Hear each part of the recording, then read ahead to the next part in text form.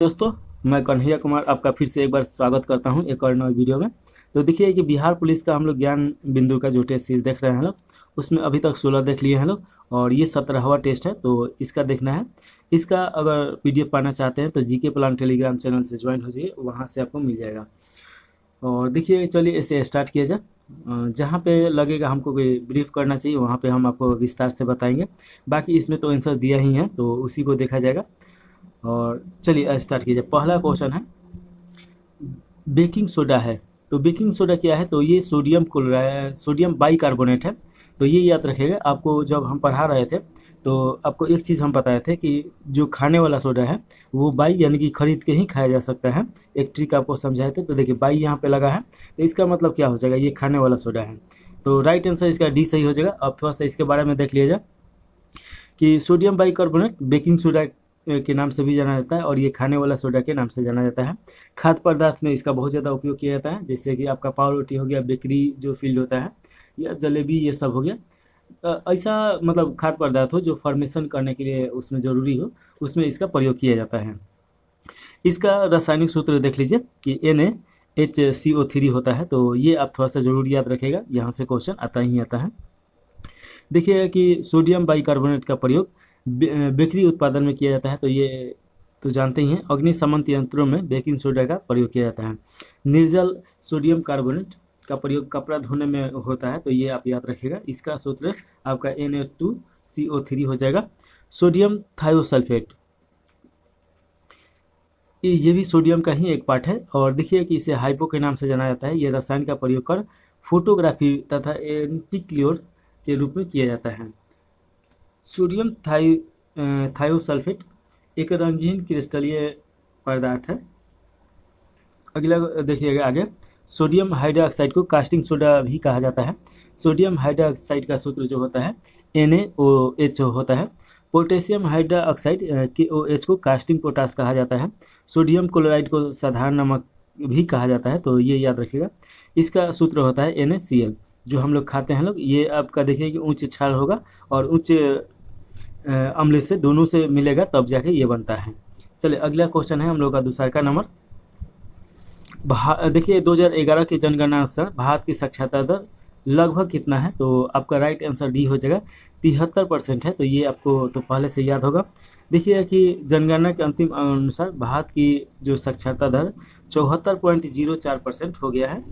और देखिएगा कि अंतिम आंकड़ा के अनुसार पुरुष साक्षरता दर 82.14% और महिला साक्षरता दर 65.46% है।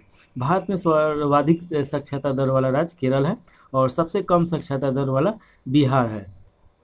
देखिए कि इसमें एक चीज़ और समझिए कि इसमें बिहार में आपका पुरुष साक्षरता दर भी सबसे कम है और इसमें पुरुष साक्षरता दर सबसे ज़्यादा है। तो ये भी क्वेश्चन पूछ सकता है।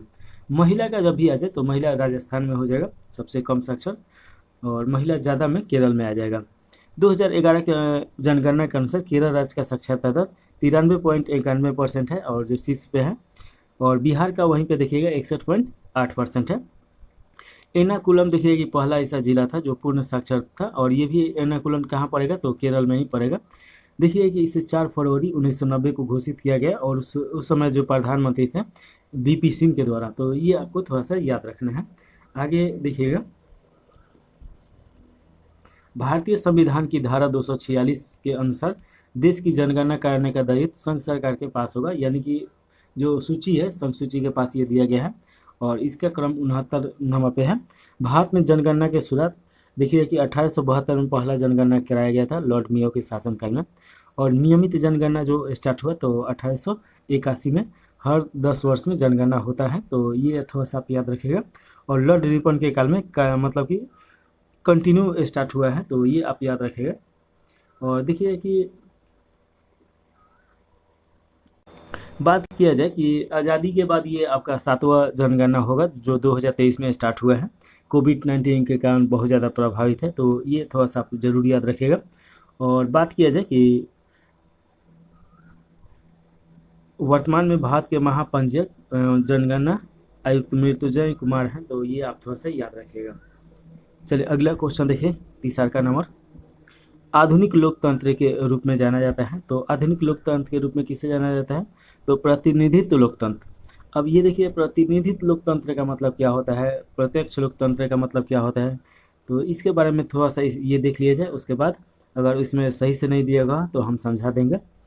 देखिएगा कि आधुनिक समय में लोकतंत्र की शुरुआत अमेरिका से हुआ और भारत विश्व का सबसे बड़ा लोकतांत्रिक देश है।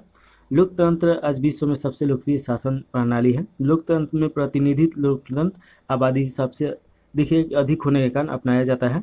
लोकतंत्र के अंतर्गत दो प्रकार की प्रणाली अपनाई जाती है। एक प्रणाली है संसदीय शासन प्रणाली और दूसरा का प्रणाली है अधियात्मक प्रणाली। संसदीय शासन प्रणाली का जनक ब्रिटेन को माना जाता है और अधियात्मक प्रणाली का प्रतिनिधि अमेरिका को माना जाता है। भारत में संसदीय प्रणाली है जो कि हम लोग ब्रिटेन के संविधान से लिए हैं लोग। देखिए कि लोकतंत्र का उत्कृष्ट गुण यह है कि वह साधारण पुरुष और महिलाओं की बुद्धि और चरित्र को क्रियाशील बनाता है। राजनीतिक दलों को लोकतंत्र का जीवन रक्त कहा जाता है क्योंकि राजनीतिक दल लोकतंत्र प्रणाली के अंतर्गत चुनाव, भागीदारी, सरकार निर्माण और नागरिकों में राजनीतिक सहभागिता, प्रशिक्षण और अवसर प्रदान करते हैं। भारत में देखिए कि दल विहीन प्रजातंत्र का समर्थन जयप्रकाश नारायण के द्वारा किया गया था। इसमें तो ठीक से दिया नहीं है, तो चलिए थोड़ा सा और ब्रीफ में हम आपको समझाते हैं। देखिए कि भारत में अप्रत्यक्ष लोकतंत्र है और अप्रत्यक्ष लोकतंत्र का मतलब होता है कि जैसे कि डायरेक्ट प्रधानमंत्री को या राष्ट्रपति को नहीं चुनना, उसके जगह पे आप देखते हैं लोग कि हम लोग लोकसभा और राज्यसभा के प्रतिनिधि जो होता है लोग सांसद, उन्हें हम लोग चुनते हैं लोग और वो प्रधानमंत्री और आपके उपराष्ट्रपति या राष्ट्रपति को चुनता है लोग। तो इससे क्या हो गया कि हम लोग इनडायरेक्ट चुनते हैं लोग, हालांकि लोकतंत्र ही है, तो ये इनडायरेक्ट लोकतंत्र हो गया अप्रत्यक्ष लोकतंत्र। और प्रत्यक्ष लोकतंत्र का मतलब क्या होता है कि ऐसा जहाँ पे चुनाव प्रणाली हो जो डायरेक्ट राष्ट्रपति को वोट देता हो। तो ये आप याद रखिएगा। अमेरिका जो हो गया, उसके बाद जितना विकसित देश है लगभग वहाँ पे ये प्रत्यक्ष लोकतंत्र ही मिलता है। बहुत सारा देश ऐसा है कि वहाँ पे तो कोई भी कार्य करना होता है तभी वहाँ पे वोटिंग करा लिया जाता है। स्विट्जरलैंड हो गया, ये सब देश है। तो ऐसा तो आप समझ गए होंगे कि लोकतंत्र का प्रत्यक्ष लोकतंत्र और अप्रत्यक्ष लोकतंत्र में क्या अंतर होता है। चलिए अगला क्वेश्चन देखिए। और एक चीज़ और देखिए कि पूरे विश्व में सबसे पहली बार जो लोकतंत्र का जननी माना जाता है, पहली बार जहां लोकतंत्र आया था तो अपना जो बिहार है, बिहार में ही एक वैशाली नगर पड़ेगा। तो 16 महाजनपदों में से एक ये भी महाजनपद में आता था और यहाँ पे सबसे पहली बार लोकतंत्र आया था। तो वैशाली याद रखिएगा जरूर, ये भी क्वेश्चन बार बार आता है। चलिए अगला हम लोग क्वेश्चन देखेंगे लोग। ये आपका चौथा नंबर क्वेश्चन है, अमेरिका की खोज किसने की। तो देखिए कि अमेरिका की खोज कोलंबस के द्वारा किया जाता है और थोड़ा सा कोलंबस के बारे में जान लिया जाए। तो देखिए कोलंबस आपका 1492 ईस्वी में अमेरिका की खोज करता है और ये स्पेन का निवासी है। तो ये याद रखिएगा। थोड़ा सा इसका बैकग्राउंड और समझा जाए तो देखिएगा कि आपका 16वीं शताब्दी के थोड़ा सा पहले या कहें 14वीं शताब्दी में यूरोप में एक क्रांति आता है, मशीनी क्रांति। और उसके बाद देखिए कि वहाँ पे मार्केट खोजना स्टार्ट होता है। उसी क्रम में बहुत सारा यात्री निकलता है लोग खोज के लिए अलग अलग मार्केट, और उसी क्रम में देखिए बहुत सारा देश खोज होता है जिसमें आपका कोलंबस ये आपका स्पेन का है और स्पेनिश यात्री है, तो ये आपका अमेरिका का खोज किया। वहीं पे देखिए कि वास्को डी गामा ये आपका भारत के खोज किया, हालांकि ये भी भारत के ही खोज के लिए आया था लेकिन चला गया अमेरिका, इसको मिल गया। वास्को डी गामा आता है 1498 ईस्वी में। आपका देखिए कहीं कहीं पे आपका 17 मई दिया रहेगा, कहीं कहीं पे 20 मई दिया रहता है। तो ये आपका क्वेश्चन के हिसाब पे निर्भर करता है ये ऑप्शन में क्या दिया है। तो देखिए कि ये आपका आया था और यहाँ पे ये केरल के तट पे उतरा था भारत में, और उस समय वहाँ का जो मेरीन शासक था तो वो स्वागत किया था। उसके बाद देखिए कि कप्तान जो कुक है ये आपका किसका खोज करता है, तो ये ऑस्ट्रेलिया के खोज किया और ये ब्रिटेन से निकला था। तो ये आप याद रखिए। मार्को पोलो भी बहुत सारा खोज किया है, तो ये सभी देखिए कि खोज करता है, तो ये आपको याद रखना है। यहाँ पे वही चीज़ बताया गया होगा, तो देख लीजिए। तस्मान देखिए कि एबेल तस्मान और कैप्टन कुक न्यूजीलैंड और ऑस्ट्रेलिया के खोज किए थे, यानी तस्मान के द्वारा न्यूजीलैंड का खोज हुआ था। यूरोपीय यात्री मार्को पोलो ने एशिया के अनेक देशों की यात्रा की, तो ये आप थोड़ा सा याद रख सकते हैं। और इन्हीं के वृत्तांत के आधार पर यूरोप में बहुत ज़्यादा हलचल मच जाता है कि यहाँ पे मार्केट है और ये देश धनी है। तो उसके बाद देखिए कि तो सभी यूरोपीय देश आना ही स्टार्ट कर देता है लोग और धीरे धीरे उपनिवेश स्टार्ट होता है।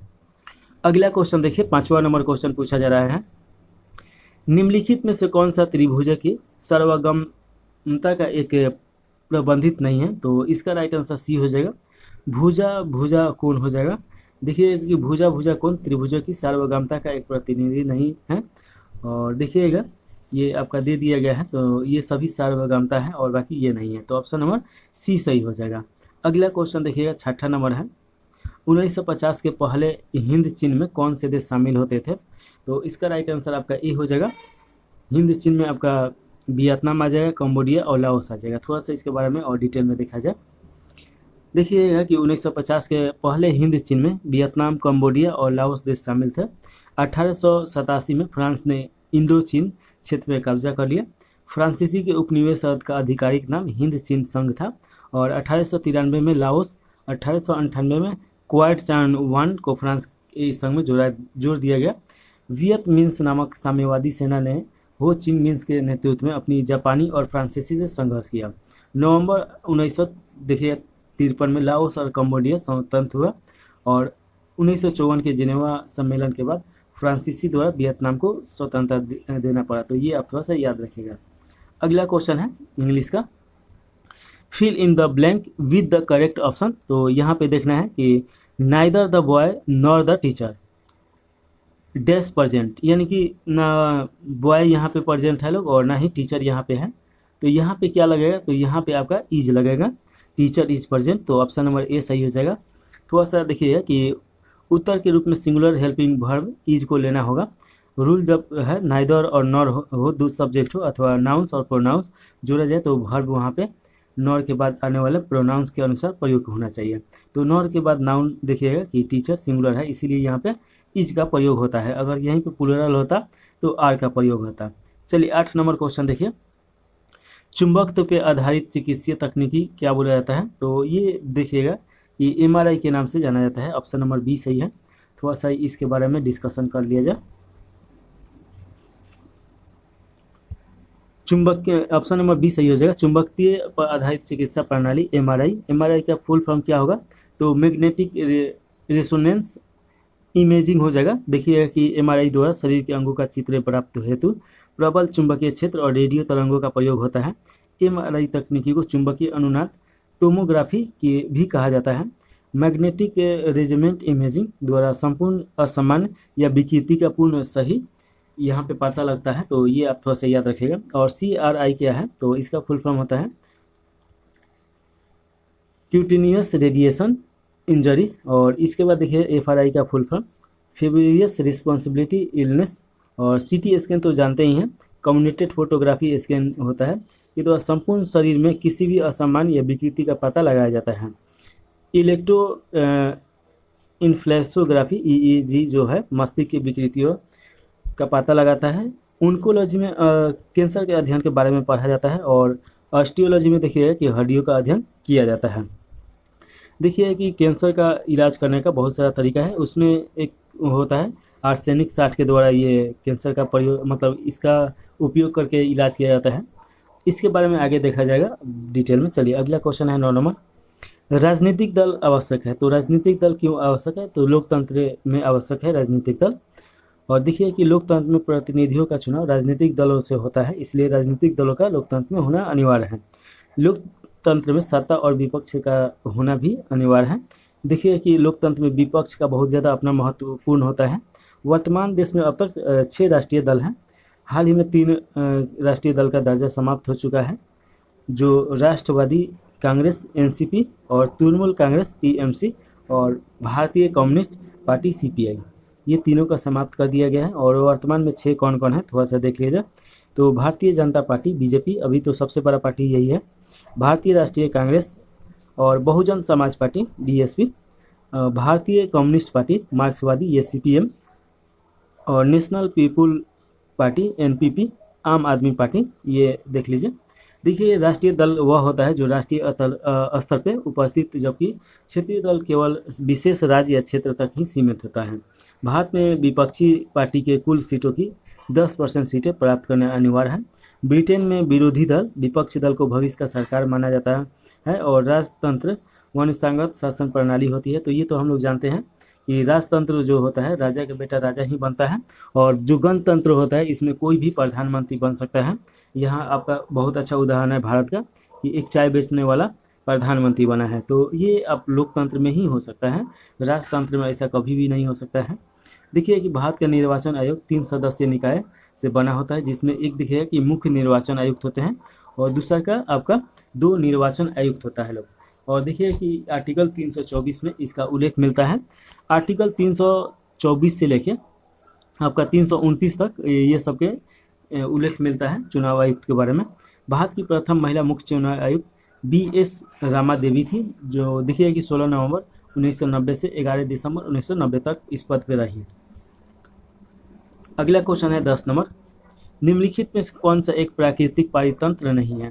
तो देखिए प्राकृतिक पारितंत्र का मतलब होता है कि जो एक नेचर के द्वारा बनाया गया हो, यानी कि ईश्वर के द्वारा बनाया गया हो, और दूसरा का एक कृत्रिम होता है जो कि हम लोग खुद बनाए हैं लोग, जिससे खेत उत देखिएगा या बगीचा, तो ये सब हम लोग क्या करते हैं, हम लोग बनाते हैं लोग। तो यहाँ पे देखिए प्राकृतिक बगीचा प्राकृतिक पारितंत्र नहीं है, तो ये हम लोग बनाते हैं लोग, इसमें आम उम का या कोई भी चीज़ का फॉर्म इसमें स्टार्ट करते हैं लोग। तो ये आपका आर्टिफिशियल हो जाएगा यानी कृत्रिम हो गया। और नेचुरल देखिएगा वन नदी रेगिस्तान ये सब हम तो नहीं बना सकते हैं, तो ये प्राकृतिक बनाया है। तो ये आप समझ गए होंगे, तो यही सब यहाँ पे दिया गया है। देखिए कि पारिस्थितिक तंत्र शब्द की सर्वप्रथम 1935 में जी टांसले के द्वारा ये बताया गया था। और सबसे बड़ा पारितंत्र समुद्र है, तालाब पूर्ण बंद और स्वतंत्र पारितंत्र का उदाहरण है। 11 नंबर क्वेश्चन देखिए, किसी राज्य की क्रिकेट टीम 2021-22 में विजय हजार, ये उस समय का करंट अफेयर है, तो ये नहीं देखना है। अगला क्वेश्चन है 12 नंबर, fill in the blank choosing the correct word from the option that follow. तो इसमें चारों में से कौन सा करेक्ट हो जाएगा। तो देखिएगा if he come we would go, तो आप आइएगा तो हम लोग जाएंगे, तो इसका राइट आंसर आपका डी सही हो जाएगा। यहाँ पे आपका देखिएगा कि V2 लगेगा, तो इसीलिए यहाँ पे किम आया है, नहीं तो कम होता है COME, यहाँ पे किम लगाया गया है, तो ऑप्शन नंबर डी सही हो जाएगा। ये थोड़ा सा आप पढ़ सकते हैं। चलिए अगला क्वेश्चन है, choose the option that is closest in the meaning of the given word. तो इसका क्लोजेस्ट मीनिंग कौन सा है, यानी साइनोनिम्स पूछा जा रहा है। प्रोटेस्ट मतलब क्या होता है, विरोध करना होता है, और इसका क्लोजिंग जो मीनिंग है देखिएगा कि टू ऑब्जेक्ट हो जाएगा, आपत्ति जनाना, तो ये भी आपका राइट आंसर डी हो जाएगा। अगला क्वेश्चन है 14 नंबर, प्रतिष्ठित लोकमान्य तिलक राष्ट्रीय पुरस्कार 2021, तो ये भी छोड़ दीजिए, करेंट अफेयर है 2021 का। थोड़ा सा लोकमान्य तिलक के बारे में बात कर लिया जाए, तो देखिए कि लोकमान्य तिलक इनका जन्म महाराष्ट्र में हुआ था, और इनके द्वारा देखिए कि आपका गणेश चतुर्थी जो महाराष्ट्र में मनाया जाता है या पूरे भारत में, तो इनके जो द्वारा ही शुरू किया गया था, और भी फेस्टिवल शुरू किया गया था। और ये एक गर्म दल के नेता थे, लाल बाल पाल के में से एक थे। और देखिए कि एक बार ये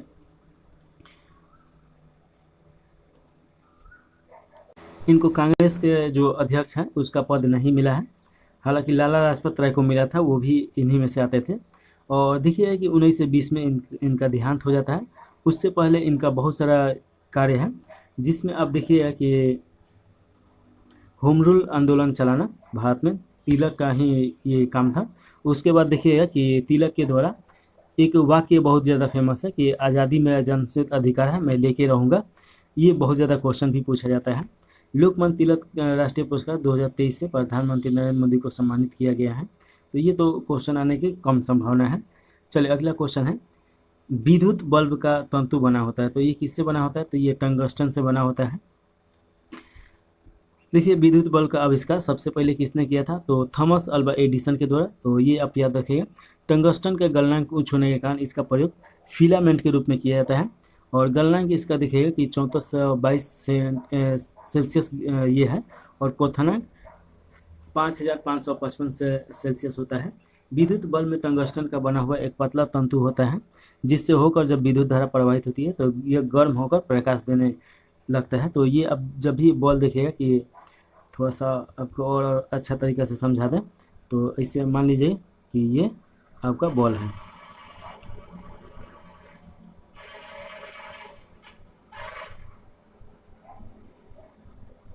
तो इसी प्रकार का ना बॉल होता है और यहाँ पे फिर ये लगा रहता है। तो देखिएगा कि ये जो बॉल होता है इसमें एक जो फिलामेंट जुड़े रहता है, इसे एक पतला तार देखिएगा, वही टंगस्टन होता है। और ये गर्म होगा तो देखिए इसमें गैस, आर्गन गैस भरा जाता है या बहुत सारा गैस भरा जाता है, उसे ये प्रकाशमय बना देता है, तो ये और ज़्यादा लाइट करता है। तो ये आप याद रखिएगा। देखिएगा कि हैलोजन लैंप का तंतु टंगस्टन और सोडियम की मिश्र धातु का बना होता है। लैंप के तंतु में सोडियम मिला होने के कारण यह पीले रंग के प्रकाश को उत्पन्न करता है। और विद्युत हीटर की कुंडली नाइक्रोम के बना होता है। जैसे विद्युत हीटर आप देखे होंगे जिसमें खाना वाना बनता है। विद्युत बल्ब विद्युत ऊर्जा को प्रकाश ऊर्जा और विद्युत और देखिए ऊष्मा ऊर्जा को परिवर्तित करता है। तो ये आप याद रखिएगा। चलिए अगला क्वेश्चन आपका 16 नंबर है। यहाँ पे देखिए चक्रवृद्धि ब्याज की किस दर प्रति वर्ष, देखिए कि 1250 रुपये 2 वर्षों में 1800 हो जाएगा।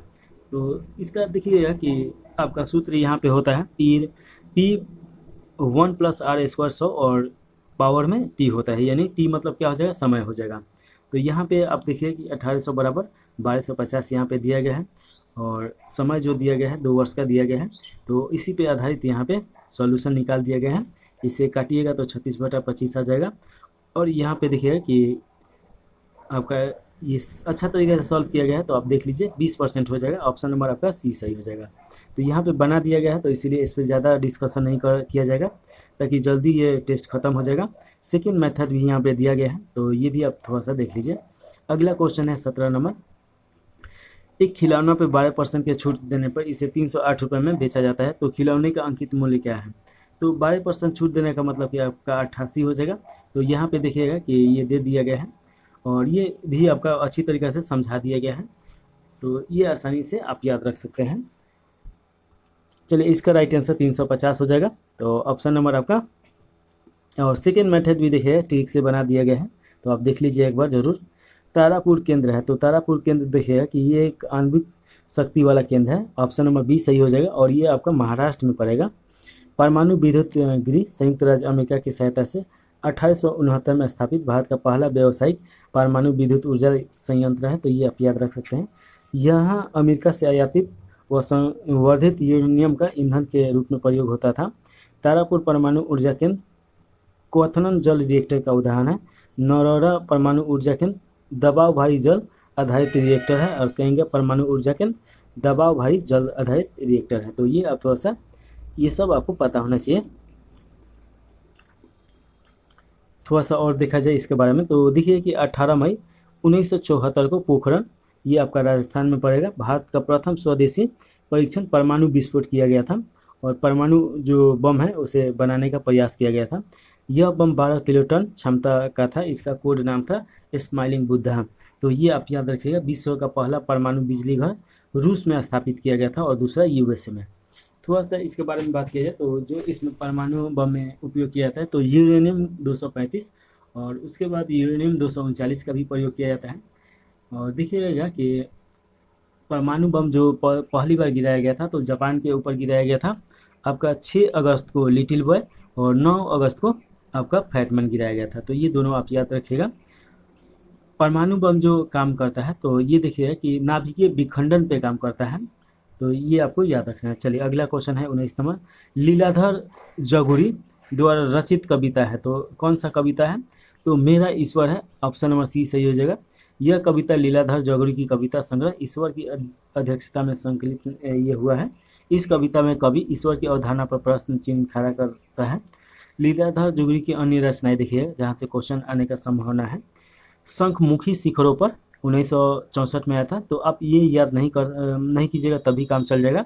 नाटक जारी, इस यात्रा में रात अभी मौजूद है, बची हुई पृथ्वी, घबराए हुए सब, भय भी शक्ति देता है, अनुभव के आकाश में और बादल राग, ये सभी इनका अपना कृति है। तो ये आप याद रखिएगा। बादल राग कविता आधुनिक कवि सूर्यकांत त्रिपाठी निरालना की है, तो ये आप याद रखिएगा। सॉरी त्रिपाठा नहीं त्रिपाठी। अगला क्वेश्चन है पूरा हिंदुस्तान मिलेगा के कवि कौन है, तो केदारनाथ अग्रवाल है और छाया मत छूना कविता के कवि गिरिजा कुमार माथुर हैं। अगला क्वेश्चन है 20 नंबर। किसी त्रिभुज में यदि एक कोण शेष दोनों कोणों के योग के बराबर हो तो त्रिभुज अवश्य है। तो त्रिभुज अवश्य मतलब क्या है, तो ये समकोण हो जाएगा, यानी सभी कोण समान हैं। यहाँ पे देखिए इसके बारे में समझा दिया गया है। देखिए 45 डिग्री कोण और 45 डिग्री कोण बन रहा है। समबाहु त्रिभुज में सभी कोणों का आपस में बराबर होता है, जैसे 60 डिग्री कोण है। आगे देखेंगे लोग 21 नंबर क्वेश्चन। भारतीय सशस्त्र बलों के पहले चीफ ऑफ डिफेंस स्टाफ कौन थे? तो फिर से करंट अफेयर आ गया, लेकिन देख लिया जाए इसे। तो थोड़ा सा हम इसके बारे में ब्रीफ कर देते हैं। देखिए कि भारतीय सशस्त्र बलों के पहले chief of defence Bipin Rawat को बनाया गया था। और ये देखिए पोस्ट जो लेके आया गया, तो तीनों सेनाओं को एक ही लेवल पे लाने के लिए, यानी कि युद्ध के समय आपस में समन्वयन बनाने के लिए इस पद का संगठन किया गया है। तो ये आप थोड़ा सा याद रखिएगा, और यही चीज़ यहाँ पे समझाया गया है, तो ये आप याद रख सकते हैं। चलिए अगला क्वेश्चन देखिएगा, 22 नंबर क्वेश्चन। फरीदानाथ रेणु द्वारा रचित कहानी है, तो इनके द्वारा देखिएगा कि लाल पान की बेगम बहुत ज़्यादा फेमस है, तो ऑप्शन नंबर 20 सही हो जाएगा। थोड़ा सा देखा जाए, फरीदानाथ रेणु द्वारा लिखित पुस्तकें कौन सा है? तो महिला आचार, ये भी बहुत फेमस किताब है। पढ़ती परिकथा और जुलूस, कितने चौराहे, कलंक मुक्त, पलटू बाबू रोड और ठुमरी, एक आदिम रात्रि की महक, अग्निखोर, पंचलाइट, मारे गए गुलफाम, तीसरी कसम, ये सब इनके द्वारा लिखा गया है।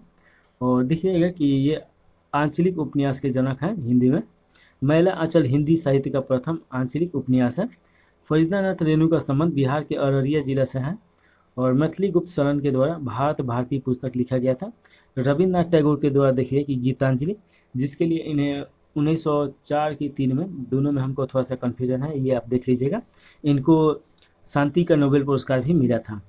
गार्डनर, चित्रगदा, विसर्जन, पोस्ट ऑफिस, गोरा, ये बहुत ज़्यादा फेमस है, और ये भी पोस्ट ऑफिस भी फेमस है। रविन्द्रनाथ टैगोर के बारे में अगर देखिए तो ये ऐसे व्यक्ति हुए जो 2 देशों के राष्ट्रीय गान लिखे हैं। एक बांग्लादेश का अमर बांग्ला भारतवर्ष है, और एक जन गण मन तो आप जानते ही हैं। कालिदास के द्वारा कुमार संभव, रघुवंशम, अभिज्ञान शाकुंतलम, मेघदूत इनका प्रमुख रचना है।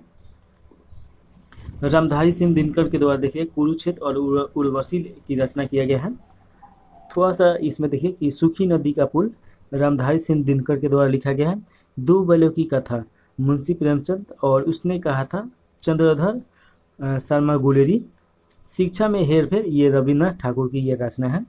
तो ये सभी आप रचना याद रखिएगा। चलिए अगला क्वेश्चन है, संयुक्त राष्ट्र संघ का मुख्यालय या सचिवालय कहाँ अवस्थित है?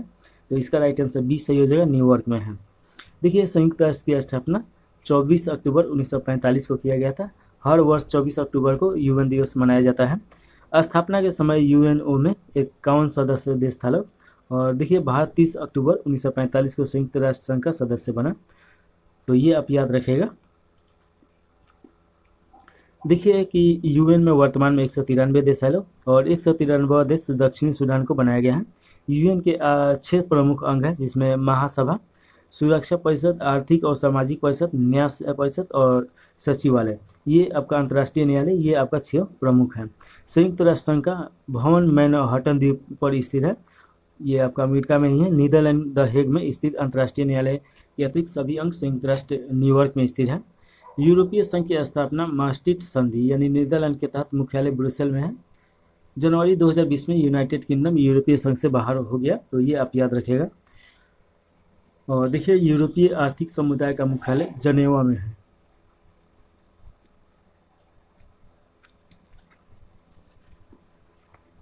अगला क्वेश्चन देखिएगा, ये आपका x1 x2 और x1 का माध्य x बार दिया गया है, y1 y2 और देखिए कि इसका yn का माध्य y बार दिया गया है। तो पूछा जा रहा है कि x1 x2 और x1 इन दोनों का माध्य क्या होगा? तो दोनों का माध्य पूछा जा रहा है, तो दोनों का माध्य देखिएगा कि c हो जाएगा। यहाँ पे इसका सॉल्यूशन आप देख सकते हैं। चलिए अगला क्वेश्चन है, हीमोग्लोबिन वर्णक पाया जाता है, तो ये आपका आरबीसी में पाया जाता है, तो ऑप्शन नंबर ए सही हो जाएगा। देखिए कि आरबीसी में हीमोग्लोबिन नामक लाल वर्णक के कारण ही रुधिर का रंग लाल होता है। अब एक चीज़ समझिए कि आरबीसी का मतलब क्या होता है, तो रेड ब्लड सेल होता है। तो ये आप जरूर याद रखिएगा। चलिए, हीमोग्लोबिन ऑक्सीजन के वाहक का कार्य करता है। एक चीज़ समझिए कि दो आपको हम चीज़ समझा रहे हैं, उसके बाद इससे पढ़ा जाएगा। एक आपका आरबीसी और एक डब्ल्यूबीसी, ये दोनों आपका रक्त है। आरबीसी जो रेड ब्लड सेल है और इसका कार्य होता है, जो हम लोग सांस लेते हैं तो हमारे शरीर में जो ऑक्सीजन जाता है ये शरीर के हर भाग तक पहुंचाने का इसका कार्य होता है। और डब्ल्यूबीसी यानी कि वाइट ब्लड सेल, इसका कार्य होता है कि कोई भी कीटाणु विषाणु ये सब है तो सुरक्षा कवच के रूप में ये कार्य करता है, उन लोगों को मारने का काम करता है। तो हमारे शरीर में जो सुरक्षा कवच है ये डब्ल्यूबीसी दिखता है। तो ये आपको समझ में आ गया होगा। और देखिएगा कि आरबीसी का जो जीवन काल होता है 120 दिनों का होता है, डब्ल्यूबीसी का थोड़ा सा कम होता है, 80 के आसपास रहता है। अगला आगे देखा जाए, रक्त का सामान्य पीएच में देखिएगा कि 7.35 से लेके 7.45 हो जाएगा। और पीएच मान का मतलब क्या होता है, तो पावर ऑफ हाइड्रोजन होता है। और देखिए कि 7 से कम होगा तो उसे अम्ल बोला जाएगा, 7 से ज़्यादा होगा तो उसे क्षार बोला जाएगा, और 7 रहेगा तो उदासीन होगा। तो इसका मतलब ये क्या है, तो हम लोग का जो रक्त होता है वो क्षारीय होता है। श्वेत रक्त कणिकाएं डब्ल्यूबीसी का संक्रमण से हमारे शरीर की रक्षा करता है। केचुआ एनिलिडा ऐसे प्रणाली है जिसमें हीमोग्लोबिन प्लाज्मा में घुला होता है, जबकि अन्य एक्वेरियम में यह प्रोटीन लाल रुधिर कणिकाओं में पाया जाता है। तो ये आप याद रख सकते हैं। चलिए, अगला क्वेश्चन है 26 नंबर। इसमें देखिए पूछा जा रहा है, choose the correct preposition from the given option.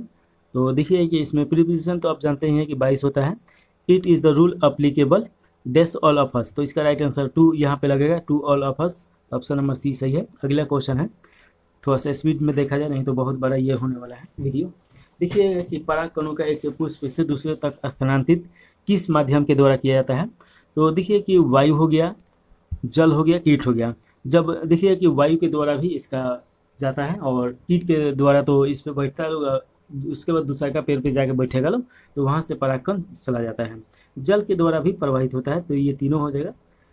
देखिए कि परागकोश से परागकण पुष्प के वर्तिकांग पर पहुँचना परागण कहलाता है। और इसी के बाद देखिए कि फूल वूल ये सब बनता है। देखिए जल द्वारा परागकण की प्रक्रिया को हाइड्रोफिल बोला जाता है। तो ये सभी थोड़ा सा आपको याद रखना है। यदि परागकण का स्थानांतरण वायु द्वारा हो तो परागकण की इस प्रक्रिया को एनोमोफिली बोला जाता है। तो ये याद रखिएगा, आपसे क्वेश्चन पूछ सकता है कि एनोमोफिली क्या है। उसके बाद पूछ सकता है कि हाइड्रोमोफिली क्या है। तो देखिए हाइड्रो कहाँ पे लगता है, जहाँ पानी का ये सब काम होता है, और एनो कहाँ पे लगता है, जहाँ पे वायु का ये काम होता है। और एंटोमोफिली मतलब क्या होता है, चींटी कीड़ा या कीट हो गया। तो ये कीटों के द्वारा जब परागकण फैलाया जाता है। चमगादड़ों द्वारा परागकण की प्रक्रिया को चिरटेरोफिली बोला जाता है। तो ये सब आप याद रखिएगा।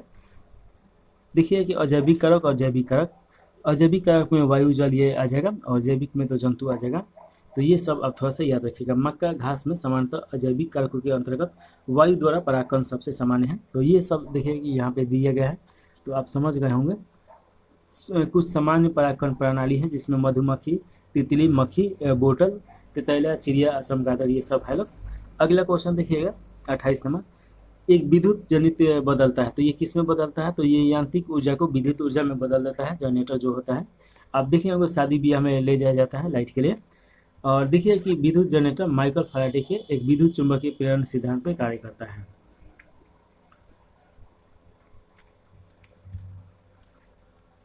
इसके बारे में हम लोग डिटेल में पिछले क्लास में देखे थे लोग, तो इसीलिए यहाँ पे नहीं देखेंगे लोग। विद्युत मोटर विद्युत ऊर्जा को यांत्रिक ऊर्जा में परिवर्तन करता है, और बैटरी जो होता है रासायनिक ऊर्जा को विद्युत ऊर्जा में परिवर्तन करता है। माइक्रोफोन देखिए कि ध्वनि ऊर्जा को विद्युत ऊर्जा में रूपांतरित कर देता है। 29 नंबर क्वेश्चन है, डी.आई. मेडलिफ को श्रेय दिया जाता है। तो देखिए डी.आई. मेडलिफ को तत्वों की आवर्त सारणी के लिए श्रेय दिया जाता है। तो ऑप्शन नंबर सी सही हो जाएगा। थोड़ा सा देखा जाए इसके बारे में विस्तार में।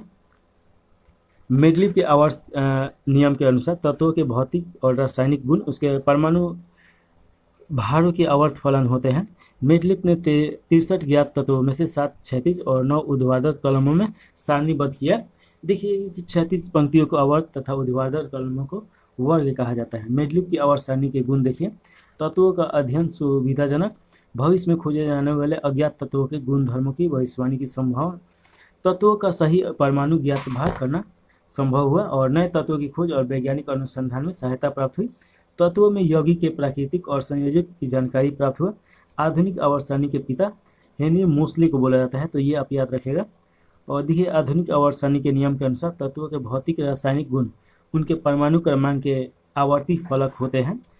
आवर्त सारणी में 18 वर्ग और 7 आवर्त होते हैं। आवर्त सारणी में ज्ञात तत्वों की संख्या 118 है, लेकिन अभी बढ़ गया है, थोड़ा सा इसे अपडेट करना है। चलिए अगला क्वेश्चन दिया गया है, choose the correct passive voice the given sentence.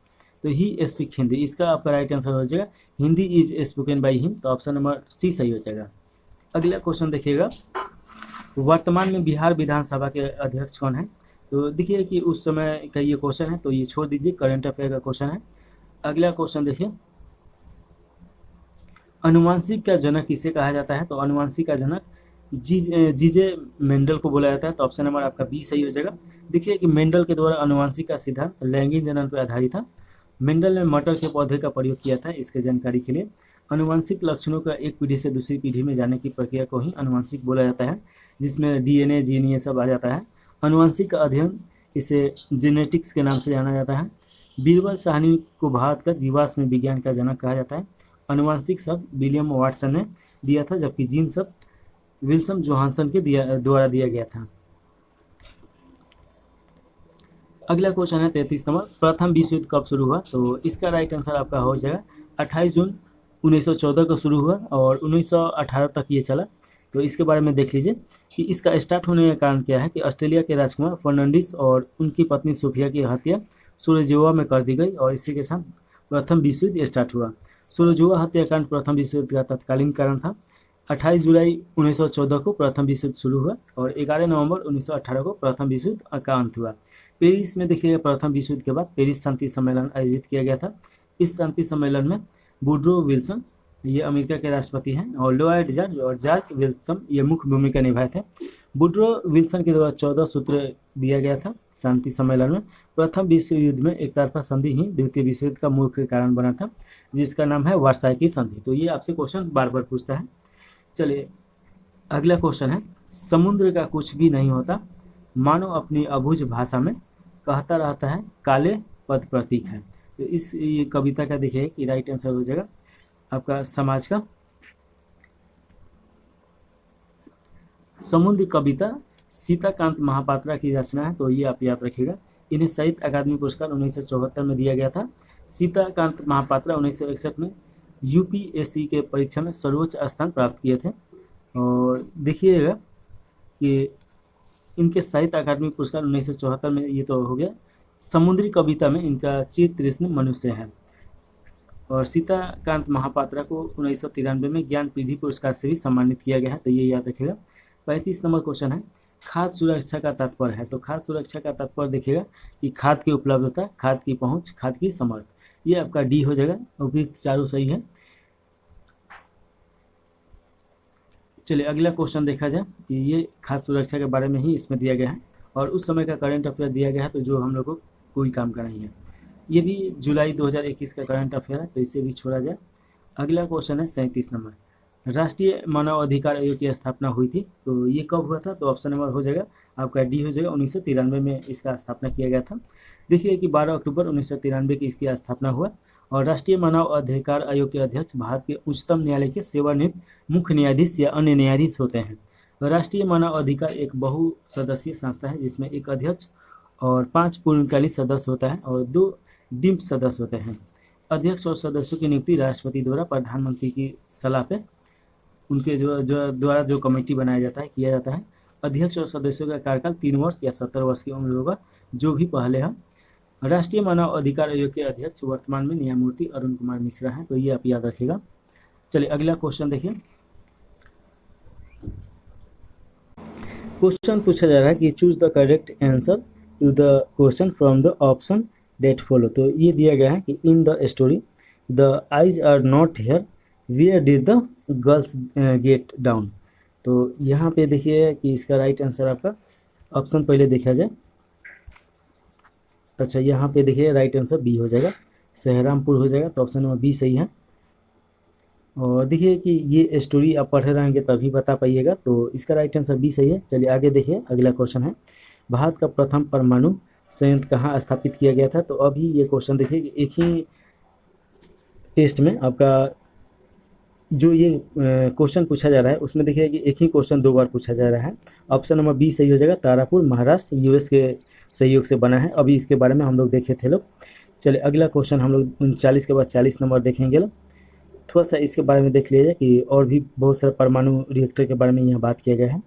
तो देखिए कि रावत भाटा परमाणु स्टेशन ये राजस्थान में पड़ेगा, कलपक्कनम आपका तमिलनाडु में, और कैगा आपका कर्नाटक में है, कुंडलकुलम आपका तमिलनाडु में है, नरेला यूपी में है, और काकरापारा ये आपका गुजरात में है। चलिए अगला क्वेश्चन है 40 नंबर। बैलाडीला श्रेणी किस श्रेणी जिले में स्थित है? तो इसका राइट आंसर हो जाएगा आपका ए सही है, बस्तर जिले में। देखिए कि ये छत्तीसगढ़ के बस्तर जिले में स्थित है। बैलाडीला रेंज में प्रचुर मात्रा में लौह अयस्क पाया जाता है। इस पर्वत का आकार बैल के कुबर के जैसा दिखता है, इसीलिए इसे बैलाडीला नाम दिया गया, जिसका अर्थ होता है बैल का कुबर। देखिए देश के लौह अयस्क उत्पादक प्रमुख क्षेत्र यहाँ पे दिया गया है। छत्तीसगढ़ में आपका डाली राजहारा पहाड़ी और बैलाडीला हो जाएगा। कर्नाटक में बाबा बुदन की पहाड़ी और केंद्रमुख और बंकारकर और अनादुर को ये हो जाएगा। उड़ीसा में देखिए कि गुरु महिसानी, उपाद और बादाम और पहाड़ ये हो जाएगा। झारखंड में पेरीरा बोरू और बारागुल और नुआ मंडी ये हो जाएगा, शिवभूमि के नाम से भी जाना जाता है। आंध्र प्रदेश में देखिए कि उंगुलो कुंडला कलम और छावली ये आपका आ जाएगा। पश्चिम बंगाल में दामोदर श्रेणी जानते हैं, ये वर्धमान जिला में पड़ेगा। अगला क्वेश्चन है सरहुल पर्वत कौन मनाता है? तो देखिए कि जो सरहुल पर्वत होती है आपका राइट आंसर डी हो जाएगा, क्योंकि उराव जनजाति के द्वारा मनाया जाता है, तो ये आप याद रखिएगा। थोड़ा सा इसके बारे में यहाँ पे दिया गया है तो देख लिया जाए। सरहुल पर्व जो त्यौहार है ये प्रकृति के परिवर्तन और उल्लास के स्वागत के लिए मनाया जाता है। सरहुल त्यौहार को मुंडा जनजाति में बा और उराव जनजाति में खदी के नाम से जाना जाता है। मंडा, कल्लेदा, कर्मा, सोराई, देव उठान, बहुरा, पाटो, सरना, संदेला आदि झारखंड के जनजातियों का महत्वपूर्ण त्यौहार है। थारू जनजाति दीपावली को शुभ रूप में मनाता है, तो ये आप याद रखिएगा। अगला क्वेश्चन है, अगला क्वेश्चन से पहले देखिए यहाँ पे महत्वपूर्ण त्यौहार दिया गया है। मेदराम जात्रा महोत्सव ये तेलंगाना का त्यौहार है, और चेरी ब्लम त्यौहार मेघालय का बहुत फेमस त्यौहार है। मारू उत्सव गणगौर ये राजस्थान हो जाएगा। लोहांस ये आपका सिक्किम हो जाएगा। तोरनया महोत्सव अरुणाचल प्रदेश। लोसर महोत्सव लद्दाख।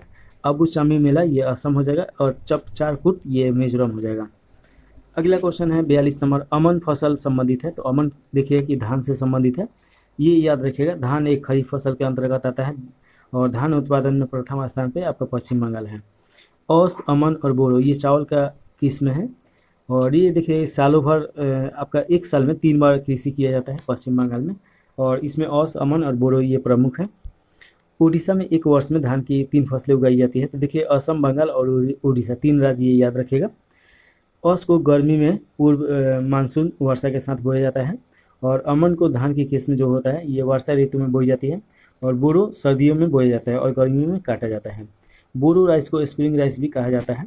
धान की प्रमुख फसल है माही सुगंधा, पुष्पा सुगंधा, जया पद्मा, करुणा, ये सब आप याद रखिएगा। गेहूँ का किस्म देखिएगा पूसा सिंधु, सोनालिका, कल्याण, सोना, कुंदन, अर्जुन, ये सब इसका हो जाएगा। सरसों का पूसा बोल्ट ये सब हो जाएगा, तो ये आगे भी देखा जाएगा।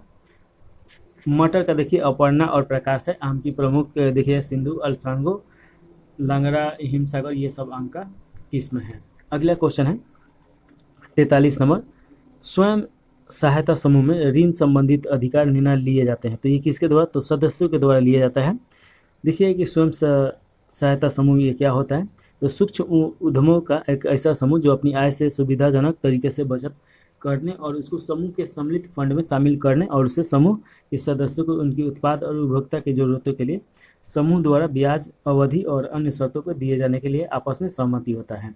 तो ये देखिए कि ग्रामीण स्तर पे बहुत ज़्यादा ये काम करता है, तो ये आप जरूर देखिए, आप देखे ही होंगे हर जगह ऐसा समूह मिल जाता है। अगला क्वेश्चन देखिएगा कि किस विकल्प में सही विलोम युग में है, तो इसका राइट आंसर आपका डी हो जाएगा, गौरव का लाघव हो जाएगा। देखिए कि ये तो हम लोग देख लिए लोग। अगला क्वेश्चन देखिए, पृथ्वी की कुल सतह लगभग जो पानी से ढका हुआ है, तो ये 75% के आसपास में है। इसका एक्यूरेट देखिएगा तो 71% के आसपास में रहता है, लेकिन आसपास दिया रहता है तो 1-2% इधर उधर हो जाता है। वास्तव में पृथ्वी के लगभग 71 कुछ % भूभाग पर जल है, और बाकी देखिए 29 पॉइंट पे आपका स्थल मिलेगा। उत्तरी गोलार्ध का 61% और दक्षिणी गोलार्ध में 81% भाग महासागरों से ढका हुआ है। तो देखिए कि उत्तरी गोलार्ध में ज़्यादा भू स्थल है, तो ये आपको पता होना चाहिए। और देखिए पृथ्वी पर उपस्थित जल की कुल मात्रा का 97.5% महासागर में ही है, यानी कि खारा जल है, जिसे हम लोग पीने में उपयोग नहीं कर सकते हैं। जल राशि का मात्र 2.5% भाग ही स्वच्छ जल या मीठा जल है। जो देखिए कि बड़ी झील और उसके बाद देखिए कि महासागर, ये महासागर नहीं सॉरी झील हो जाएगा, नदी हो जाएगा, ये सब मीठे पानी का है ये है। अगला क्वेश्चन देखिएगा। अच्छा, इसमें और भी दिया गया है कि भारत में मीठे पानी की सबसे बड़ी झील कौन सी है, तो बुलर झील जम्मू कश्मीर में है। और खारे पानी की झील चिल्का झील आपका उड़ीसा में पड़ेगा, तो ये याद रखिएगा। समुद्र में नमक औसतन 3.5% होता है और समुद्री जल का पीएच मान 8 होता है। एक कहानी यह भी है, रचना के रचयिताकार हैं तो मनु भंडारू हैं, तो ये याद रखिएगा। ये 2007 में प्रकाशित हुआ था। मनु भंडारी की रचना एक प्लेट सैलाब और मैं हार गई, यही सच है, 3 निगाहों, ये एक तस्वीर, आपका बंटी, 1 इंच मुस्कान, महाभोज, बिना दीवारों का घर, ये सब इनका रचना है। और महाश्वेत देवी की रचना देखिएगा कि नाती, स्प्रित संचय, ईंट के ऊपर ईंट, स्त्री पर्व, आदिवासी कथा, ये सब है। मुर्दला गढ़ की रचना है टुकड़ा टुकड़ा आदमी, ग्लेशियर से और उर्फ से समागम, मेरे देश की मिट्टी, आहा, ये सब आदि है। मैत्रेयी पुष्पा की रचना है देखिए स्मृति दंश, चाक, झूला, नट, अलमा, कबूतरी, चिन्हार, गुड़िया, ये सब, कस्तूरी, ये सब इनका रचना है। अगला क्वेश्चन देखिएगा, 47 नंबर क्वेश्चन है। एक समचतुर्भुज जिसकी एक भुजा 20 सेंटीमीटर तथा एक 24 सेंटीमीटर है, तो इसका क्षेत्रफल क्या होगा, तो क्षेत्रफल देखिएगा कि 384 हो जाएगा। ऑप्शन नंबर सी यहाँ पे है और यहाँ पे बना दिया गया है, तो आप इसे देख लीजिए आराम से। चलिए अगला क्वेश्चन है 48 नंबर। 10 metre into 10 metre into 5 metre दिया गया है। विमाओं के एक कमरे में रखे जा सकने वाली सबसे लंबी छड़ की लंबाई क्या होगी, तो इसका सूत्र यहाँ पे दिया गया है, तो इसी पे इसे बनाया जा सकता है। तो देखिए कि 10 का स्क्वायर 10 का स्क्वायर 5 का स्क्वायर और सभी का स्क्वायर निकाल के आपका 225 आएगा। 225 किसका स्क्वायर होता है, तो 15 का, तो राइट आंसर आपका 15 हो जाएगा, यानी ऑप्शन नंबर बी आपका सही है। चलिए अगला क्वेश्चन है 48 के बाद 49 नंबर। कौन भौतिक पूंजी का उदाहरण है, तो देखिएगा कि थोड़ा सा इसे पढ़ लीजिए, उसके बाद हम आपको डिटेल में समझा देते हैं। भौतिक पूंजी का आपका उदाहरण हो जाएगा शिक्षा और प्रशिक्षण, ऑप्शन नंबर डी सही है 49 का। इसके बारे में देखा जाए, देखिए अर्थशास्त्र में भौतिक पूंजी उत्पादन के 3 कारकों में से एक होता है। इसमें देखिए कच्चा माल से वस्तुओं और सेवाओं के निर्माण में उपयोग की जाने वाली अस्थायी, मानव निर्मित और गैर वित्तीय संपत्तियां शामिल है। कार्यात्मक पूंजी के अंतर्गत उत्पादन के लिए कच्चा माल, विज्ञापन, विपणन और श्रम लागत आदि शामिल हो जाएगा। शुद्ध कार्यशील पूंजी प्रभावी पूंजी प्रबंधन के लिए उपयोग में जाने वाला पूंजी है। पूंजी का मतलब क्या होता है, तो देखिए पूंजी का मतलब ही होता है जिससे फायदा कमाया जा सके। जैसे कि देखिए आपसे क्वेश्चन पूछा जाए कि मानव पूंजी, तो मानव पूंजी में देखिएगा कि कुछ ऐसे मानव आएंगे कि जिनके पास स्किल नहीं है और कुछ ऐसे मानव आ जाएंगे कि जिनके पास स्किल हो जाएगा। जैसे कि डॉक्टर, इंजीनियर, ये सब है, तो इनके पास स्किल है, तो ये मानव पूंजी के प्रमुख सूत्रधार हैं। और ये ब्रेन ड्रेन का मतलब क्या होता है, ये आपसे क्वेश्चन पूछ सकता है कि ब्रेन ड्रेन क्या है, तो देखिए कि ब्रेन ड्रेन का मतलब होता है कि जिनके पास तकनीकी रूप से ज्ञान हो, उसे जो विकसित देश होता है लोग अपने पास बुला लेता है लोग ज़्यादा पैसा देके, तो यहाँ से ब्रेन जो होता है ड्रेन हो गया, यानी कि दूसरे जगह चला गया। तो ये क्वेश्चन आपसे पूछा जा सकता है। चलिए अगला क्वेश्चन देखिए। असमतापी जंतु जिसका हृदय कक्षीय होता है, तो ये देखिएगा आपका राइट आंसर हो जाएगा, ए हो जाएगा, शार्क हो जाएगा। तो थोड़ा सा देख लिया जाए। ऐसा जीव जो आसपास के तापमान के अनुसार अपने शरीर का तापमान को नियंत्रित करने में सक्षम है, असमतापी कहलाता है। असमतापी जीवों के शरीर का तापमान स्थिर नहीं होता है। सरीसृप असमतापी होते हैं तथा अंडे देने वाले होते हैं। और सरीसृप में 3 प्रकोष्ठ होता है, परंतु मगरमच्छ में 4 प्रकोष्ठ होता है। उभयचर भी समतापी होते हैं, हम लोग भी हैं तो असमतापी ही हैं। इनमें 3 प्रकोष्ठ बना होता है। पक्षी तथा स्तनधारी नियतवाती होते हैं, या 4 प्रकोष्ठ के होते हैं लोग। अगला क्वेश्चन है 51 नंबर। क्रिया बल और प्रतिक्रिया बल हमेशा लगते हैं, तो किस पे लगता है, तो अलग अलग वस्तुओं पर और विपरीत दिशा में लगता है। जैसे कि इधर से अगर प्रतिक्रिया जा रहा है तो इधर से मतलब इधर से क्रिया हो रहा है तो इधर से प्रतिक्रिया लगेगा। तो जिससे कि मान लीजिए कभी आप पैर से मारते होंगे किसी चीज़ को, तो देखिएगा कि आपको भी चोट लगता है, तो वो प्रतिक्रिया का ही फल होता है। क्रिया प्रतिक्रिया न्यूटन के तृतीय गति नियम से संबंधित है, तो ये यहाँ पे दिया भी गया है, तो थोड़ा सा इसके देख लिया जाए। रॉकेट का ऊपर उठना, चलती गोली चलाने पे पीछे की ओर धक्का, नाव पर से कूदिएगा तब भी नाव पीछे चला जाता है, तो ये सब तृतीय नियम है। प्रकाश की गति के समतुल्य गति करने वाले कणों के संदर्भ में न्यूटन गति का विषयक नियम प्रभावी नहीं होता है। न्यूटन के प्रथम नियम को गैलीलियो का जड़त्व का नियम भी कहा जाता है, तो ये आप याद रख सकते हैं। न्यूटन के प्रथम गति नियम से ही बल का भी सिद्धांत मिलता है। इसमें क्या है, प्रथम नियम है कि कोई भी वस्तु अगर स्थिर है तो स्थिर ही रहेगा जब तक कि उस पर बाहरी बल नहीं लगेगा, और कोई भी वस्तु अगर गतिशील है तो गतिशील ही रहेगा जब तक कि उससे बाहरी बल ना लगाया जाए। तो यही सब तो इसमें दिया गया है। चलिए अगला क्वेश्चन है 52 नंबर। निम्न में से किस क्षेत्र में मौसमी बेरोजगारी की समस्या होती है? तो देखिए कि मौसमी बेरोजगारी कृषि क्षेत्र में सबसे ज़्यादा देखने को मिलता है। मौसमी बेरोजगारी का मतलब क्या हो गया कि जिससे कि मान लीजिए आप या हम हैं, तो सोचिए कि आप हैं अब, या हम सोचिए कि हम हैं, तो जिससे कि मान लीजिए कि जब खरीफ का फसल जैसे आता है तो बोने के समय में बहुत ज़्यादा रोजगार मिलता है। उसका बीज गिराना होता है, उसको फिर से उखाड़ना होता है, तो खूब रोजगार मिलेगा। लेकिन जैसे बुआई हो जाएगा उसके बाद उसमें कोई रोजगार ही नहीं मिलेगा। तो ये क्या हो गया कि मौसम के साथ रोजगार मिलेगा, और फिर जब मौसम उसका चला जाएगा तो फिर रोजगार नहीं मिलेगा। फिर कटाई के समय रोजगार खूब मिलता है, तो इसे बोला जाता है मौसमी बेरोजगारी। और प्रच्छिन्न बेरोजगारी उसे बोला जाता है कि जहाँ पे 5 आदमी का काम है 10 आदमी उसे कर रहा है। तो ये भी कृषि में ज़्यादा देखने को मिलता है, तो ये आप थोड़ा सा याद रखिएगा, उसी के बारे में ये आपका बताया गया है। यहाँ पे दे दिया गया है बेरोजगारी के बारे में। तो एक दिया गया है बेरोजगारी, एक शहरी बेरोजगारी, ग्रामीण बेरोजगारी। शहरी बेरोजगारी में औद्योगिक बेरोजगारी, शिक्षित बेरोजगारी आ जाता है। इसमें देखिएगा कि आप स्किल लेते हुए भी वहाँ पे रोजगारी औद्योगिक जो है कंपनी, उसमें आपका काम नहीं मिल रहा है, तो ये आ जाएगा इसमें। शिक्षित बेरोजगारी यानी कि देखिए कि MA BA ये सब PhD करके भी वो बेरोजगार बैठे हैं लोग। प्रच्छन्न बेरोजगारी के बारे में देखे हैं लोग, और मौसमी बेरोजगारी के बारे में अभी चर्चा किए हैं लोग। औद्योगिक बेरोजगारी, इसमें वही लोग शामिल होते हैं जो लोग तकनीकी गैर तकनीकी रूप से कार्य करने की क्षमता तो रखते हैं परंतु बेरोजगार हैं। शिक्षित बेरोजगारी, पढ़े लिखे लोगों द्वारा रोजगार न प्राप्त करना शिक्षित बेरोजगारी है। प्रच्छन्न बेरोजगारी अभी देखे हैं लोग, और ये सभी तो हम लोग देखिए लिए। चलिए अगला 53 नंबर क्वेश्चन है। निम्नलिखित में से किसका बीज प्रोटीन और वसा का प्रचुर स्रोत है? तो 53 का राइट आंसर आपका सी हो जाएगा, सोयाबीन।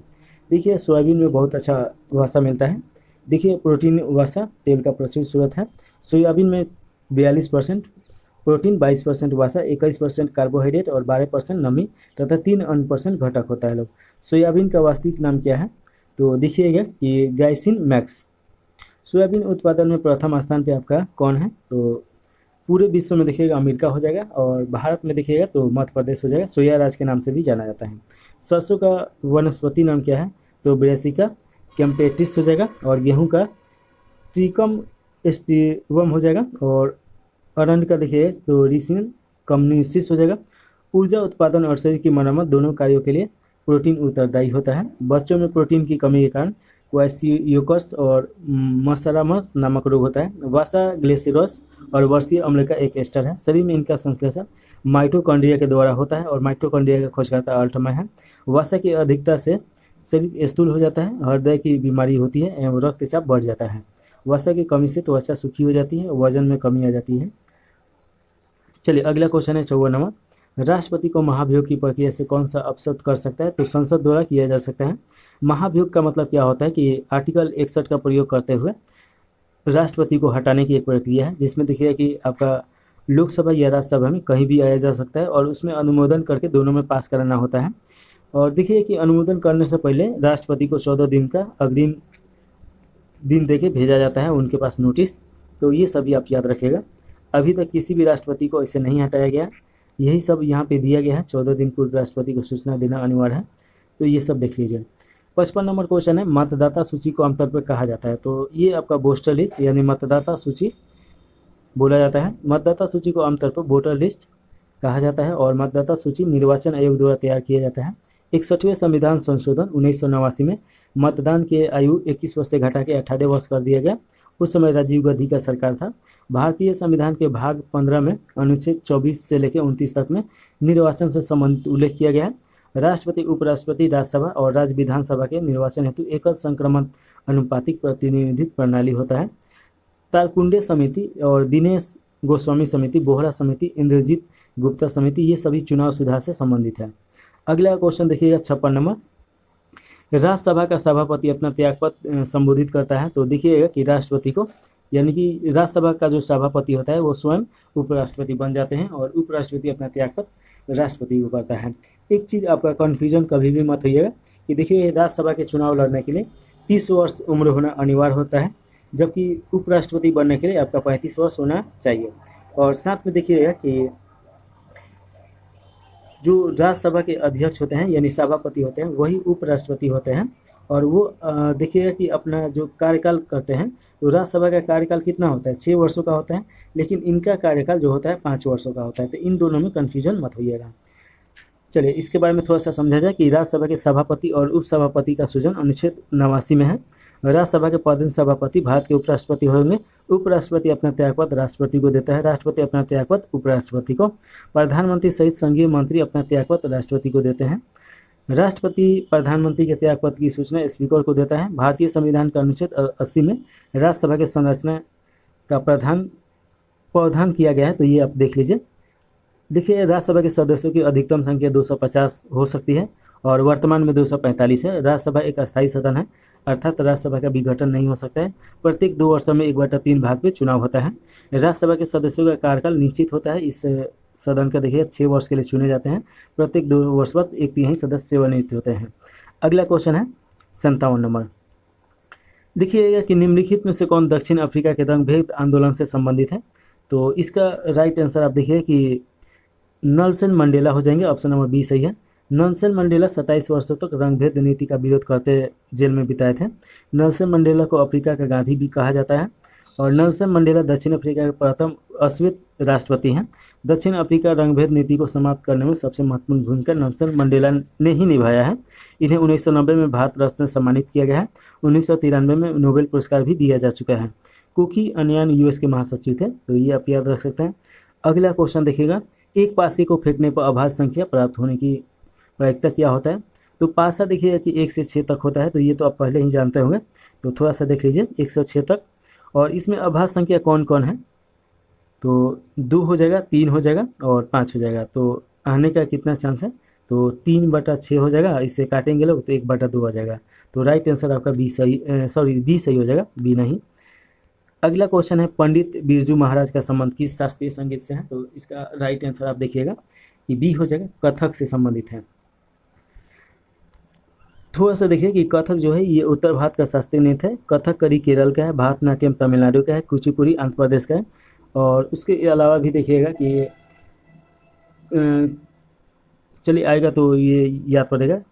चलिए देखिए, बिरजू महाराज का संबंध कथक शास्त्रीय नृत्य से। कथक शास्त्रीय नृत्य से संबंधित कलाकार हैं लच्छू महाराज, सुखदेव महाराज, सीतारा देवी, गोपी कृष्ण, शोभना नारायण, मालविका सरकार, चंद्रलेखा, बिंद्रादिरी महाराज और अक्षण महाराज, नारायण प्रसाद, ये सब हैं। भारत शास्त्रीय नृत्य से संबंधित कलाकार यामिनी कृष्ण मूर्ति, सोनल मानसी, रुक्मणी देवी और उन्नडी, और उसके बाद पद्मा सुब्रमण्यम, मालविका सरकार।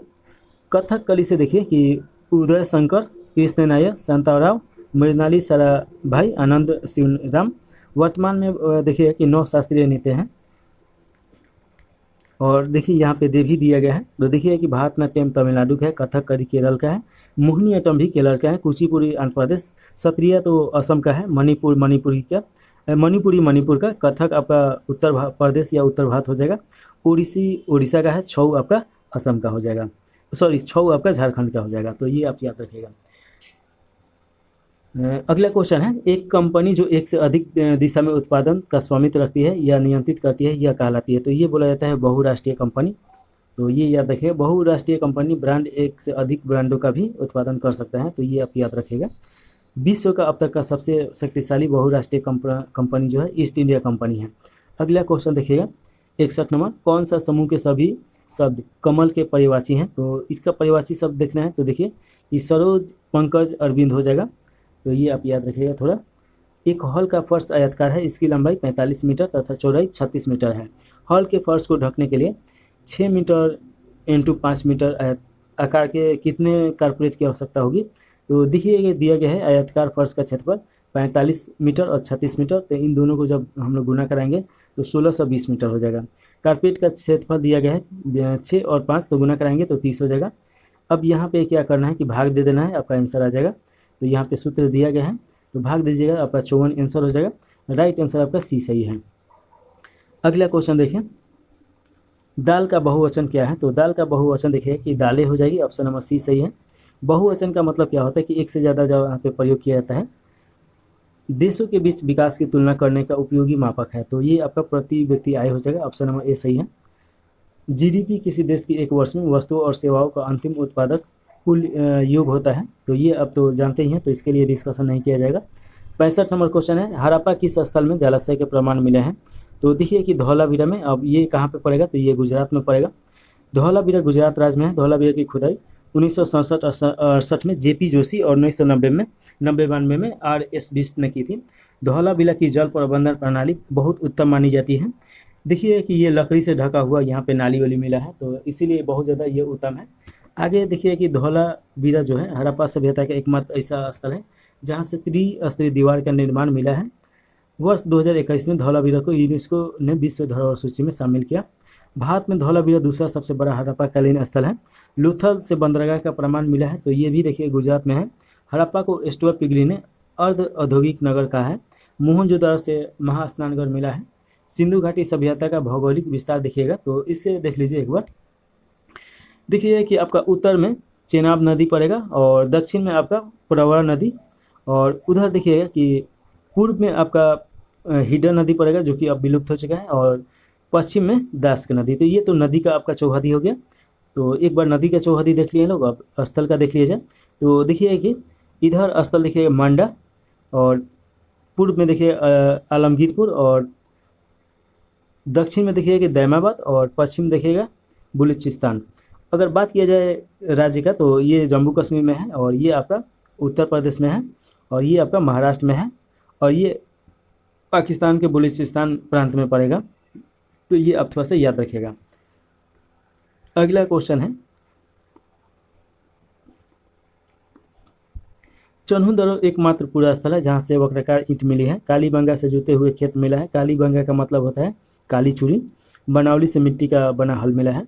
66 नंबर क्वेश्चन देखिए, आरबीआई के वर्तमान गवर्नर कौन है। तो ये क्वेश्चन मत देखिए, ये क्वेश्चन करंट अफेयर का है उस समय, अभी तो परिवर्तन हो गए। आरबीआई के बारे में हम थोड़ा सा आपको बता देते हैं। आरबीआई देखिएगा कि इसका स्थापना 1 अप्रैल 1935 को हुआ था, और 1934 के अधिनियम के तहत इसे देखिएगा कि 1 जनवरी 1949 को राष्ट्रीयकृत कर दिया गया, यानी राष्ट्रीय ये बना दिया गया। और साथ में देखिएगा कि आरबीआई जो है इसका मुख्यालय मुंबई में पड़ेगा। और आरबीआई देखिए कि ये भारत सरकार का बैंक के रूप में काम करता है, और जितने बैंक होते हैं उनका नियम कानून यही बनाता है। देखिए कि 1 रुपये का जो सिक्का है उससे छोड़ के बाकी जितने पैसे हैं सभी आरबीआई द्वारा ही संचालित किया जाता है, और उस पर हस्ताक्षर आरबीआई के गवर्नर का होता है। तो ये अब थोड़ा सा याद रखिएगा। देखिए कि सरकार की तरफ से मौद्रिक नीति स्थिर प्राप्त करना, ये सब आरबीआई पर निर्भर करता है। चलिए अगला क्वेश्चन देखा जाए। और 67 नंबर क्वेश्चन है, एक दुकानदार ने अपनी दुकान के प्रत्येक सामान पे 30% का त्यौहार बाटा घोषित किया। विजय ने एक मोबाइल फ़ोन खरीदा, उसे 960 रुपये का डिस्काउंट मिला। तो मोबाइल फ़ोन का अंकित मूल्य क्या हो जाएगा। तो देखिए कि 30% है, तो आपका कितना हो जाएगा, 100 माइनस 30 हो जाएगा, तो 70 कितना, अच्छा 30%, तो 70 हो जाएगा। तो इसको ऐसे भी निकाला जा सकता है और ऐसे भी निकाला जा सकता है।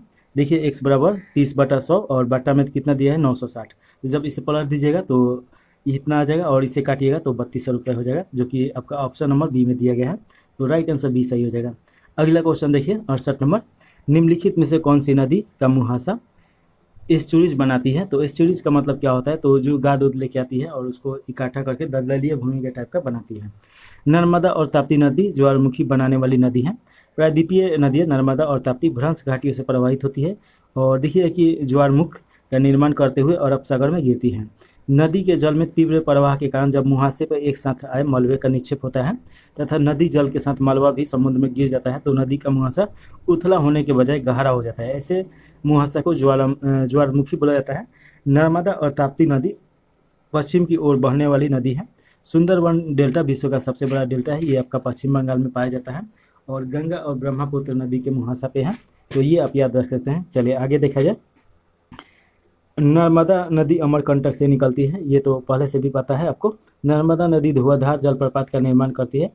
पंजा आकार डेल्टा का उदाहरण मिसिसिपी और मिसौरी नदी है जो अमेरिका का है। नर्मदा नदी की सहायक नदियाँ में देखिए तवा, शक्कर, हिरन, ओरंग, गंजाल, बंजर है। ताप्ती नदी के अगर बात की जाए तो पूर्णा, गिरना, बोरी, बोझरा, ये मोरना है। ताप्ती नदी पे सूरत बसा हुआ है, तो ये याद रखिएगा। कृष्णा नदी की सहायक नदी है तुंगभद्रा, भीमा, कोयना, पंचगंगा, घाटप्रभा, मालप्रभा, दूधगंगा। मूसी नदी भी इसी पे है, मतलब मूसी नदी यहाँ पे है, कृष्णा की सहायक नदी है और मूसी नदी पे हैदराबाद है, तो ये आप याद रखिएगा। गोदावरी की सहायक नदियाँ कौन सा है, तो इंद्रावती, प्राणहिता, वर्धा, पंजरा, पेनगंगा, सबरी और वेनगंगा, तो ये सब आप याद रखिएगा। भारत के संप्रभु कौन है, तो भारत के लोग हैं, ये आपका देखिए कि प्रीलिम्स में दिया गया है, यानी कि प्रस्तावना में ये दिया गया है, हम भारत के लोग। तो देखिए कि भारत के संप्रभु भारत के लोग हैं। संप्रभु का अर्थ क्या होता है, तो नभ, जल और स्थल पर अपने क्षेत्र अधिकार में एकाधिकार हो, बिना किसी प्रकार की बाहरी या आंतरिक दबाव के कोई निर्णय लेने में सक्षम हो। तो देखिए 70 नंबर क्वेश्चन है, बिहार दिवस कब मनाया जाता है, तो 22 मार्च हो जाएगा, ऑप्शन नंबर ए सही है। और इसके मनाने जाने का पीछे का कारण क्या है, तो देखिए कि बंगाल से बिहार का अलग प्रांत बनने की घोषणा 12 दिसंबर 1911 को जॉर्ज पंचम ने दिल्ली दरबार में की थी और 22 मार्च 1912 को बंगाल से बिहार को अलग करने का औपचारिक रूप से अधिसूचना जारी किया गया। इस उपलब्धि में प्रत्येक वर्ष 22 मार्च को बिहार दिवस मनाया जाता है। देखिए कि बिहार से उड़ीसा को 1936 में अलग किया गया और 2000 ईस्वी में 15 नवंबर को झारखंड को अलग कर दिया गया बिहार से। बंगाल से बिहार को अलग प्रांत बनाने में सच्चिदानंद सिन्हा का योगदान सबसे महत्वपूर्ण है। 22 अप्रैल को पृथ्वी दिवस मनाया जाता है, 22 मई को जैव विविधता दिवस मनाया जाता है, तो ये आप याद रखिएगा। 71 नंबर क्वेश्चन है, निम्न में से उपार्जित लक्षण है। शरीर का वजन, ये उपार्जित के लक्षण है। नेत्र, रंग, त्वचा, बाल की प्रकृति, अनुवांशिक लक्षण है। लैमार्क के अनुसार जनकों के उपार्जित लक्षण संतानों से संप्रेषित होती है, जैसे यदि कोई व्यक्ति व्यायाम द्वारा मजबूत मांसपेशी बनाता है तो उसकी संतान मांसपेशियां भी निश्चित ही मजबूत होगी।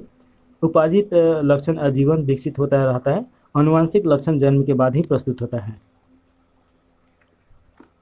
अगला क्वेश्चन है, choose the correct answer to the question from the option. तो देखिएगा कि which festival is the refer to in the toy story, the little girls wish दरम्यान, तो यहाँ पे क्या हो जाएगा, तो ये हो जाएगा आपका ईस्टर हो जाएगा, तो ऑप्शन नंबर आपका डी सही है। अगला क्वेश्चन है, तृतीय क्षेत्र में सम्मिलित गतिविधि नहीं है। तो देखिए तृतीय क्षेत्र में कौन सा सम्मिलित गतिविधि नहीं है, तो पशुपालन हो जाएगा, ये आपका प्रथम क्षेत्र में है। तो थोड़ा सा यहाँ पे देखिए कि अर्थव्यवस्था को 3 भागों में बांटा गया है, प्रथम और द्वितीय और तृतीय। तो इसमें देखिए प्रथम क्षेत्र जिसके अंतर्गत कृषि, पशुपालन, वन, मत्स्य पालन और खनन आ जाएगा, यानी भू स्थल से संबंधित जितना कार्य होता है इसके अंतर्गत आता है। और द्वितीय स्थल में होता है कि जो उसको होता है उसके निर्माण किया जाता है, इसमें देखिए कि औद्योगिक निर्माण आ जाएगा।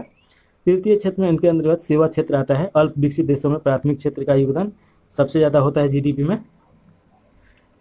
सेवा क्षेत्र क्या हो जाएगा, तो यानी कि जो सेवा दे रहा है, जैसे डॉक्टर, इंजीनियर, कोई कंपनी, ये सब आपका सेवा क्षेत्र के अंतर्गत आ जाएगा।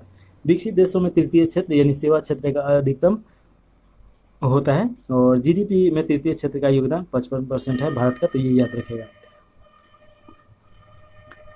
अगला क्वेश्चन है 74 नंबर, 100 साल पहले किस देश में नाजी पार्टी स्थापित हुई थी, तो इसका राइट आंसर बी हो जाएगा, जर्मनी में। देखिएगा कि नाजी पार्टी की स्थापना 1919 में किया गया था जर्मनी वर्क्स पार्टी के द्वारा। जर्मनी वर्क्स पार्टी का नाम बदलकर नेशनल सोशलिस्ट जर्मन वर्क्स कर दिया गया। और देखिए हिटलर का संगठन फ्यूरर नेता बन गया था। 1921 में एडोल्फ हिटलर ने इस पार्टी का नेतृत्व किया। नाजी पार्टी का आधिकारिक तौर पर नाम नेशनल सोशलिस्ट जर्मन वर्क्स रखा गया था। नाजी पार्टी 1945 में हिटलर की मृत्यु के साथ समाप्त हो गई। फांसीवादी का संबंध है मुसोलिनी से, जो इटली के शासक था। अगला क्वेश्चन देखिएगा 75 नंबर क्वेश्चन है, भारत में सर्वाधिक क्षेत्र में फैला हुआ वन है। तो देखिए कि सबसे ज़्यादा जो फैला हुआ वन है, इसमें आपका राइट ऑप्शन ए हो जाएगा, उष्णकटिबंधीय वन हो जाएगा। और देखिए कि भारत के लगभग 25% भाग पे वनों का है और लक्ष्य कितना है, तो 33% भाग पे वन होना चाहिए। तो थोड़ा सा देखा जाए इसके बारे में, भारत में सर्वाधिक क्षेत्र उष्णकटिबंधीय वन फैले हुए हैं, इन्हें मानसून वन के नाम से भी जाना जाता है। थोड़ा सा यहाँ पे इसका डेटा दिया गया है, तो देख लिया जाए। देखिए कि 250 सेंटीमीटर से अधिक वर्षा हो और उस प्रकार का वन कौन सा है, तो उष्णकटिबंधीय सदाबहार वन होता है। इसमें देखिए कि एमोनी, महोगनी, रोजवुड, रबर, बांस ये सब आपका वृक्ष पाया जाता है। ये पश्चिमी घाट, उत्तर पूर्वी क्षेत्रों की पहाड़ी, अंडमान निकोबार समूह में ये पाया जाता है, तो ये याद रखिएगा। 200 से 250 सेंटीमीटर वर्षा में अर्ध सदाबहार वन पाए जाते हैं। इसमें साइडर, सोलकर, कैल आदि पाए जाते हैं। ये अंडमान निकोबार, सहाद्री और मेघालय का पठार हो जाएगा। 100 से 200 सेंटीमीटर जहाँ वर्षा हो तो उसमें उष्णकटिबंधीय आंध्र वर्णपाती वन पाया जाता है, जिसमें एक समय ये अपना पत्ता गिरा देता है। सागवान, टीक, साल, शीशम, चंदन ये सब इसका वृक्ष हो जाएगा। हिमालय श्रेणी, शिवालिक और गिरिपीठ, बहावर और तराई क्षेत्र में ये पाया जाता है। 70 से 100 में देखिएगा शुष्क वर्णपाती और उष्णकटिबंधीय सवाना वन पाया जाता है। इसमें तेंदू, खैर, बेर ये हो जाता है। कंटीला जितना वृक्ष होता है ये सब। यूपी के कुछ भाग, आंध्र प्रदेश, तेलंगाना, गुजरात, महाराष्ट्र, छत्तीसगढ़, पश्चिमी बिहार में ये सब मिलता है। 70 सेंटीमीटर से कम वर्षा वाले में देखिए शुष्क कंटीली वनस्पति, नीम, खजूर, बबूल ये सब मिलता है। भारत के उत्तरी भारत और उत्तरी पश्चिमी क्षेत्र ये आ जाएगा। 40 से 60 सेंटीमीटर के बीच में वर्षा हो तो सवाना वनस्पति पाया जाता है। इसमें छोटा वृक्ष और घास पाए जाते हैं। महाराष्ट्र, आंध्र प्रदेश, एमपी, कर्नाटक का कुछ भाग उपस्थित है, तो ये आप याद रखिएगा। अगला क्वेश्चन देखिए, choose the correct option. Where was the saint Kabir bought of the in the early, तो देखिए कि चाइल्डहुड डेज, तो ये राइट आंसर ये हो जाएगा। वाराणसी में इनका जन्म हुआ था 1398 ईस्वी में, तो ये याद रखिएगा। चलिए अगला क्वेश्चन देखिए, 77 नंबर क्वेश्चन है, सुंदरी वृक्ष डैश में पाई जाती है, तो देखिए सुंदरी वृक्ष आपका मेघरा वन में पाई जाती है जो पश्चिम बंगाल में है, और सुंदरी वृक्ष के नाम पे ही वो पड़ा है उसका नाम, तो ऑप्शन नंबर बी सही हो जाएगा। मेघरा वन विश्व के उष्णकटिबंधीय और उपोष्णकटिबंधीय क्षेत्रों की लवणीय पादप समुदाय का एक विविध समूह है जो ऑक्सीजन की कमी और उच्च लवणता और दैनिक ज्वारीय उपलावन जैसी सीमाकारी के बीच में अस्तित्व में बनाए रखता है। मेघरा वन देखिए पर्यावरण दृष्टि से बहुत लाभदायक है। मेघरा वन समुद्री तटीय क्षेत्रों में भूमि कटाव और चक्रवात आदि के अवरोधक के रूप में कार्य करता है। मेघरा वन जैव विविधता की दृष्टि से भी बहुत ज़्यादा महत्वपूर्ण है। यह क्षेत्र मछली और जीवों के लिए उपजाऊ क्षेत्र के रूप में कार्य करता है। यहाँ पे शहद, जैनिन, मोम, मछली संग्रह किया जाता है। मेघरा क्षेत्रों में कार्बन सिंक के रूप में भी कार्य करता है। सुंदरी वृक्ष मेघरा वन की मुख्य विशेषता है, तो ये याद रखिएगा। अगला क्वेश्चन है 78 नंबर, बादल या कोहरा किस क्लोराइड का निकाय है, यानी किससे मिलकर बना है, तो देखिए कि द्रव गैस का परीक्षण होता है। गैस द्रव के परीक्षण से द्रव एरोसोल क्लोराइड का निर्माण होता है। कोहरा, धुंध, बादल द्रव एरोसोल का उदाहरण है, तो ये आप याद रखिएगा।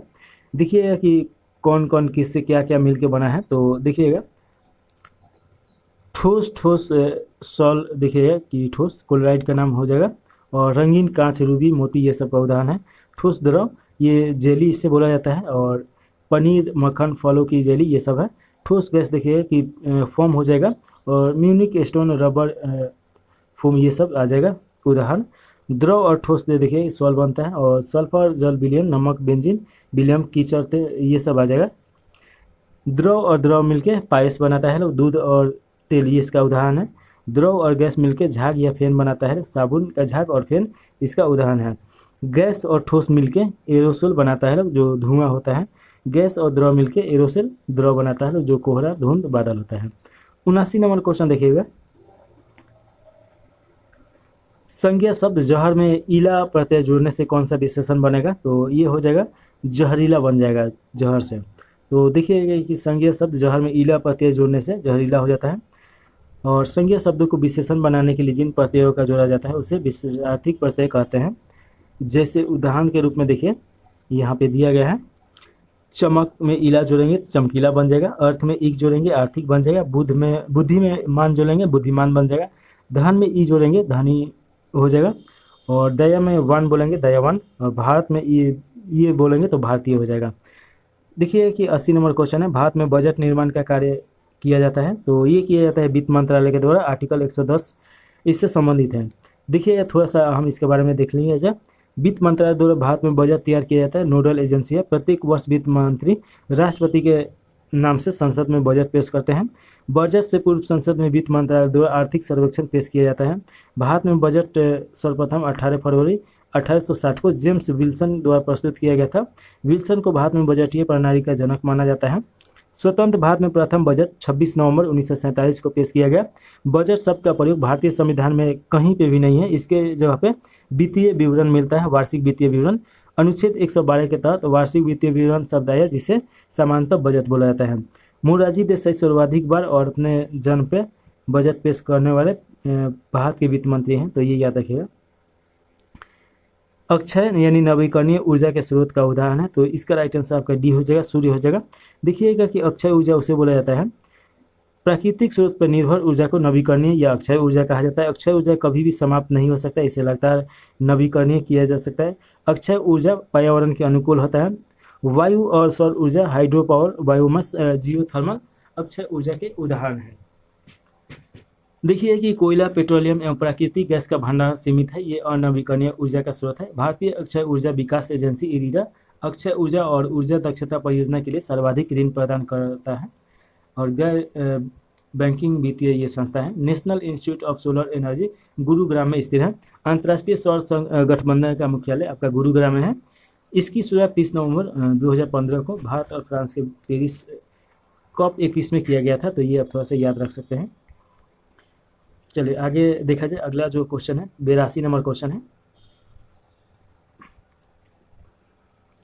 इसमें पूछा जा रहा है कि निम्न में से कौन सा संविधान निर्माती सभा का सदस्य नहीं था, तो इसका राइट आंसर ए हो जाएगा, मोहम्मद अली जिन्ना नहीं थे, तो ऑप्शन नंबर ए सही हो जाएगा। महात्मा गांधी भी संविधान सभा के सदस्य नहीं थे, ये भी क्वेश्चन पूछा जा चुका है। देखिए कि संविधान सभा का गठन कैबिनेट मिशन के प्रस्ताव के तहत हुआ था।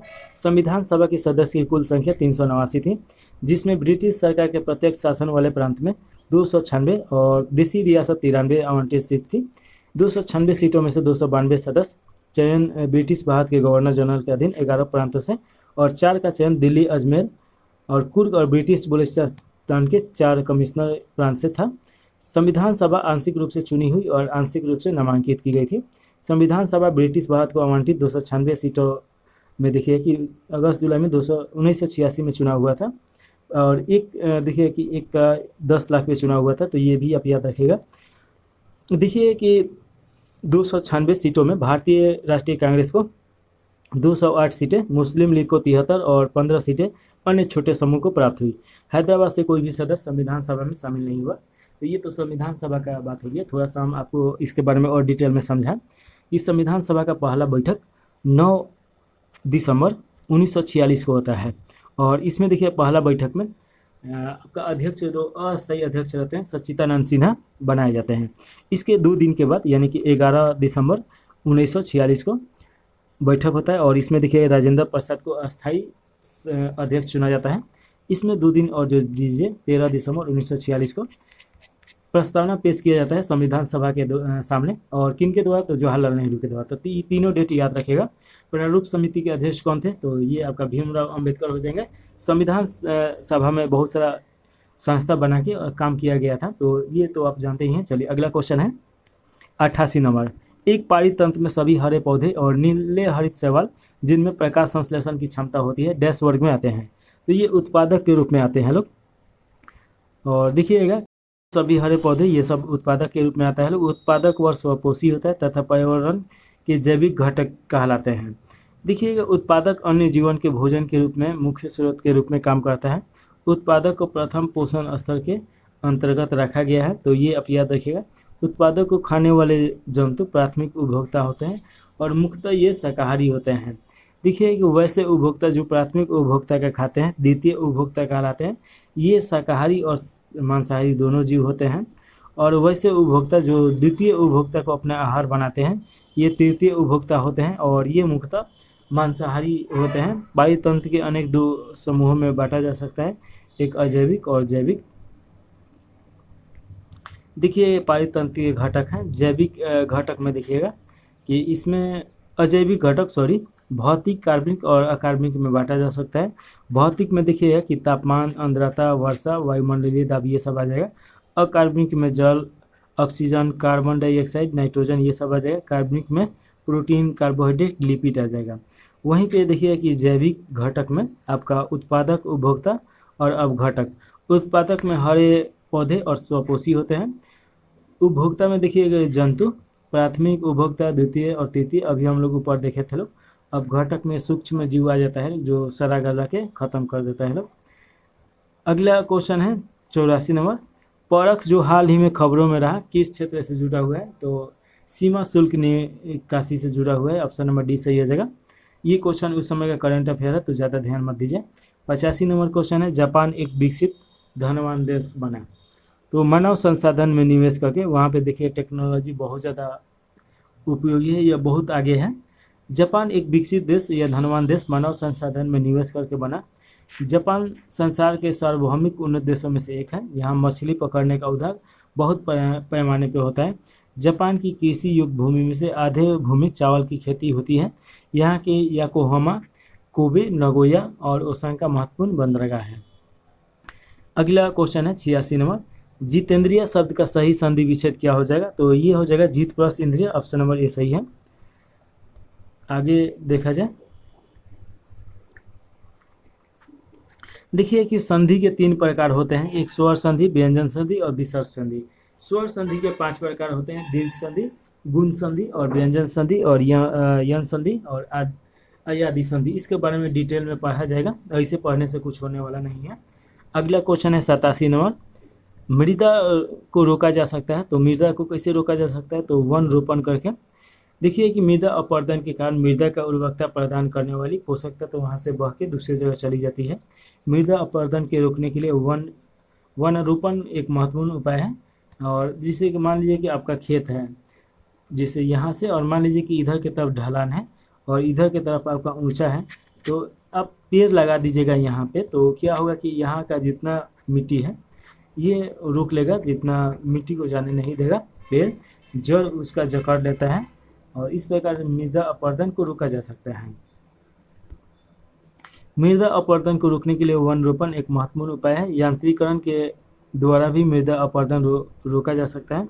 मिट्टी का अध्ययन पेडोलॉजी में किया जाता है। भारत में सर्वाधिक मात्रा में जलोढ़ मृदा है। जलोढ़ मृदा को 2 भागों में बांटा गया है, एक बांगर एक खादर।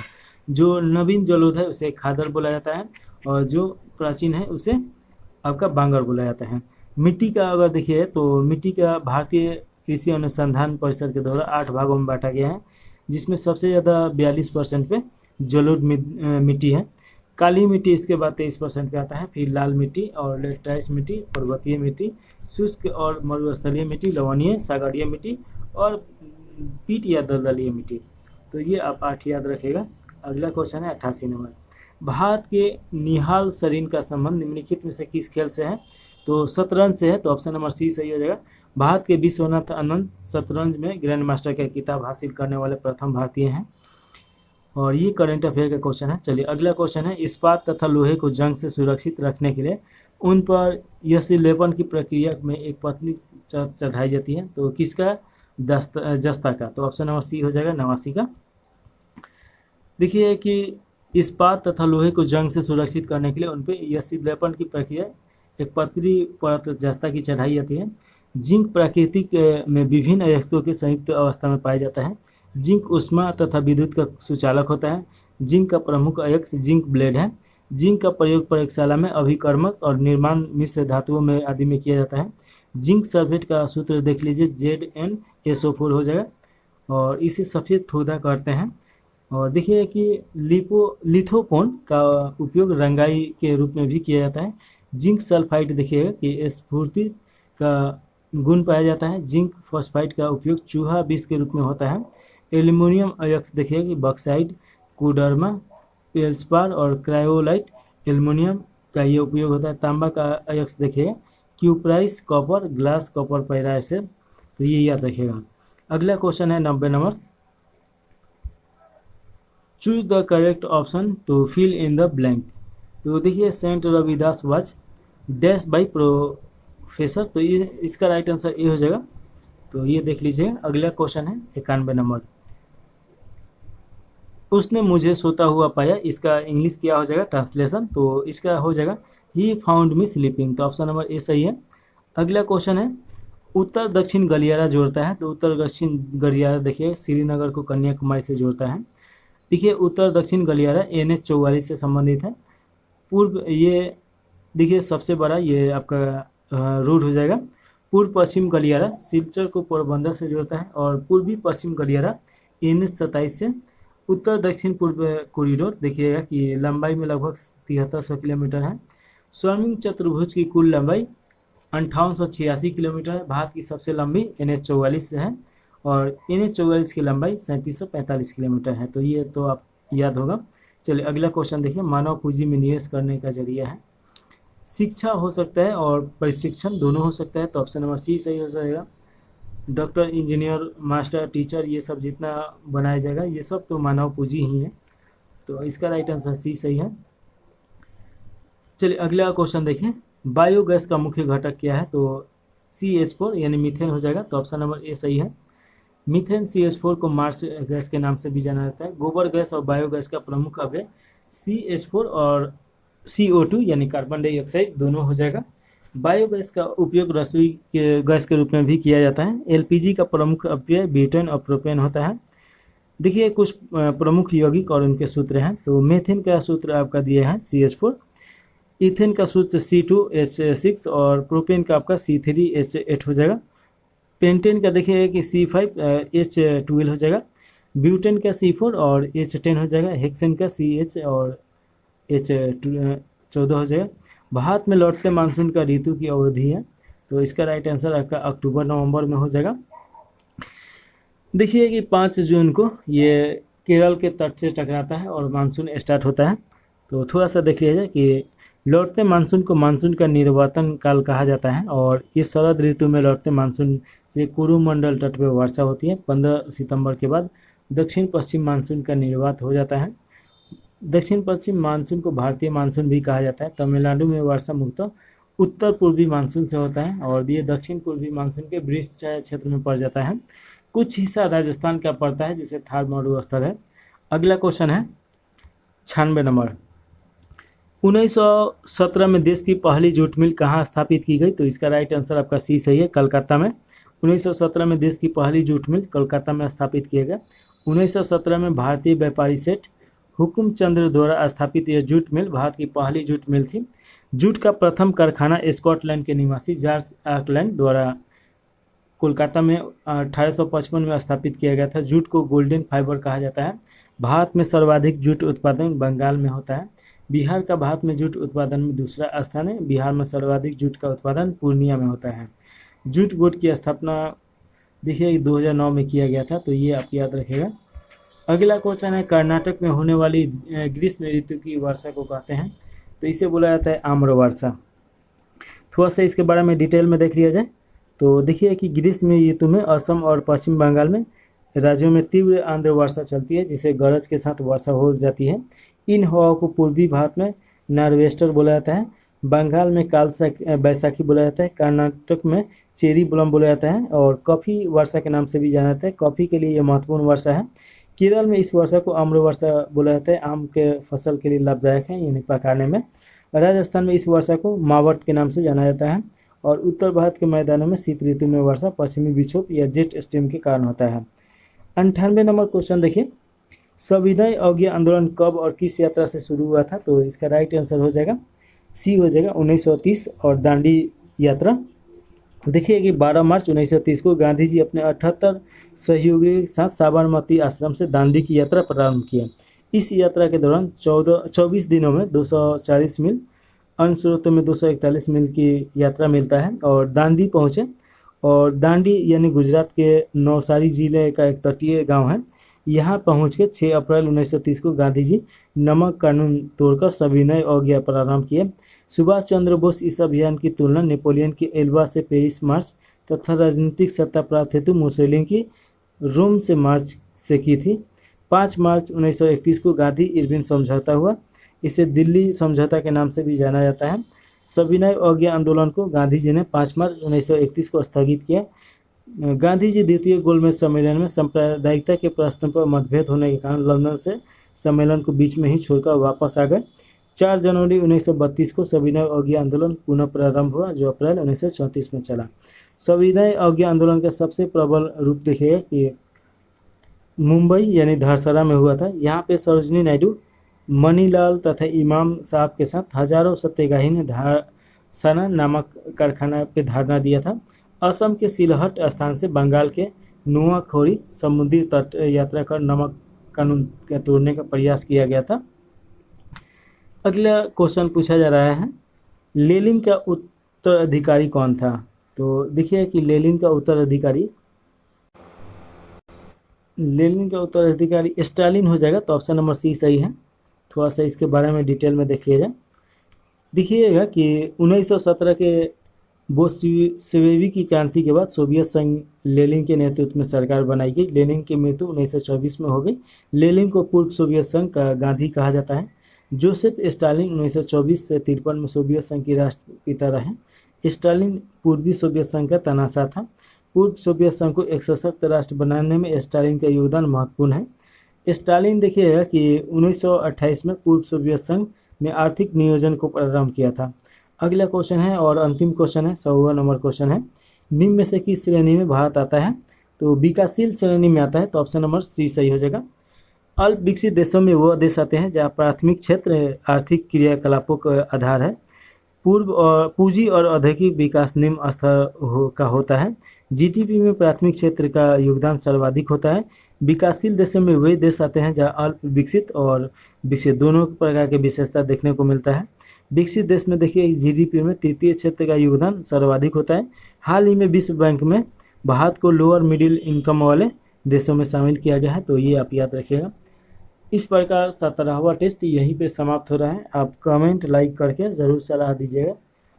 चलिए इसे समाप्त कर दिया जाए। जय हिंद, जय भारत, जय बिहार।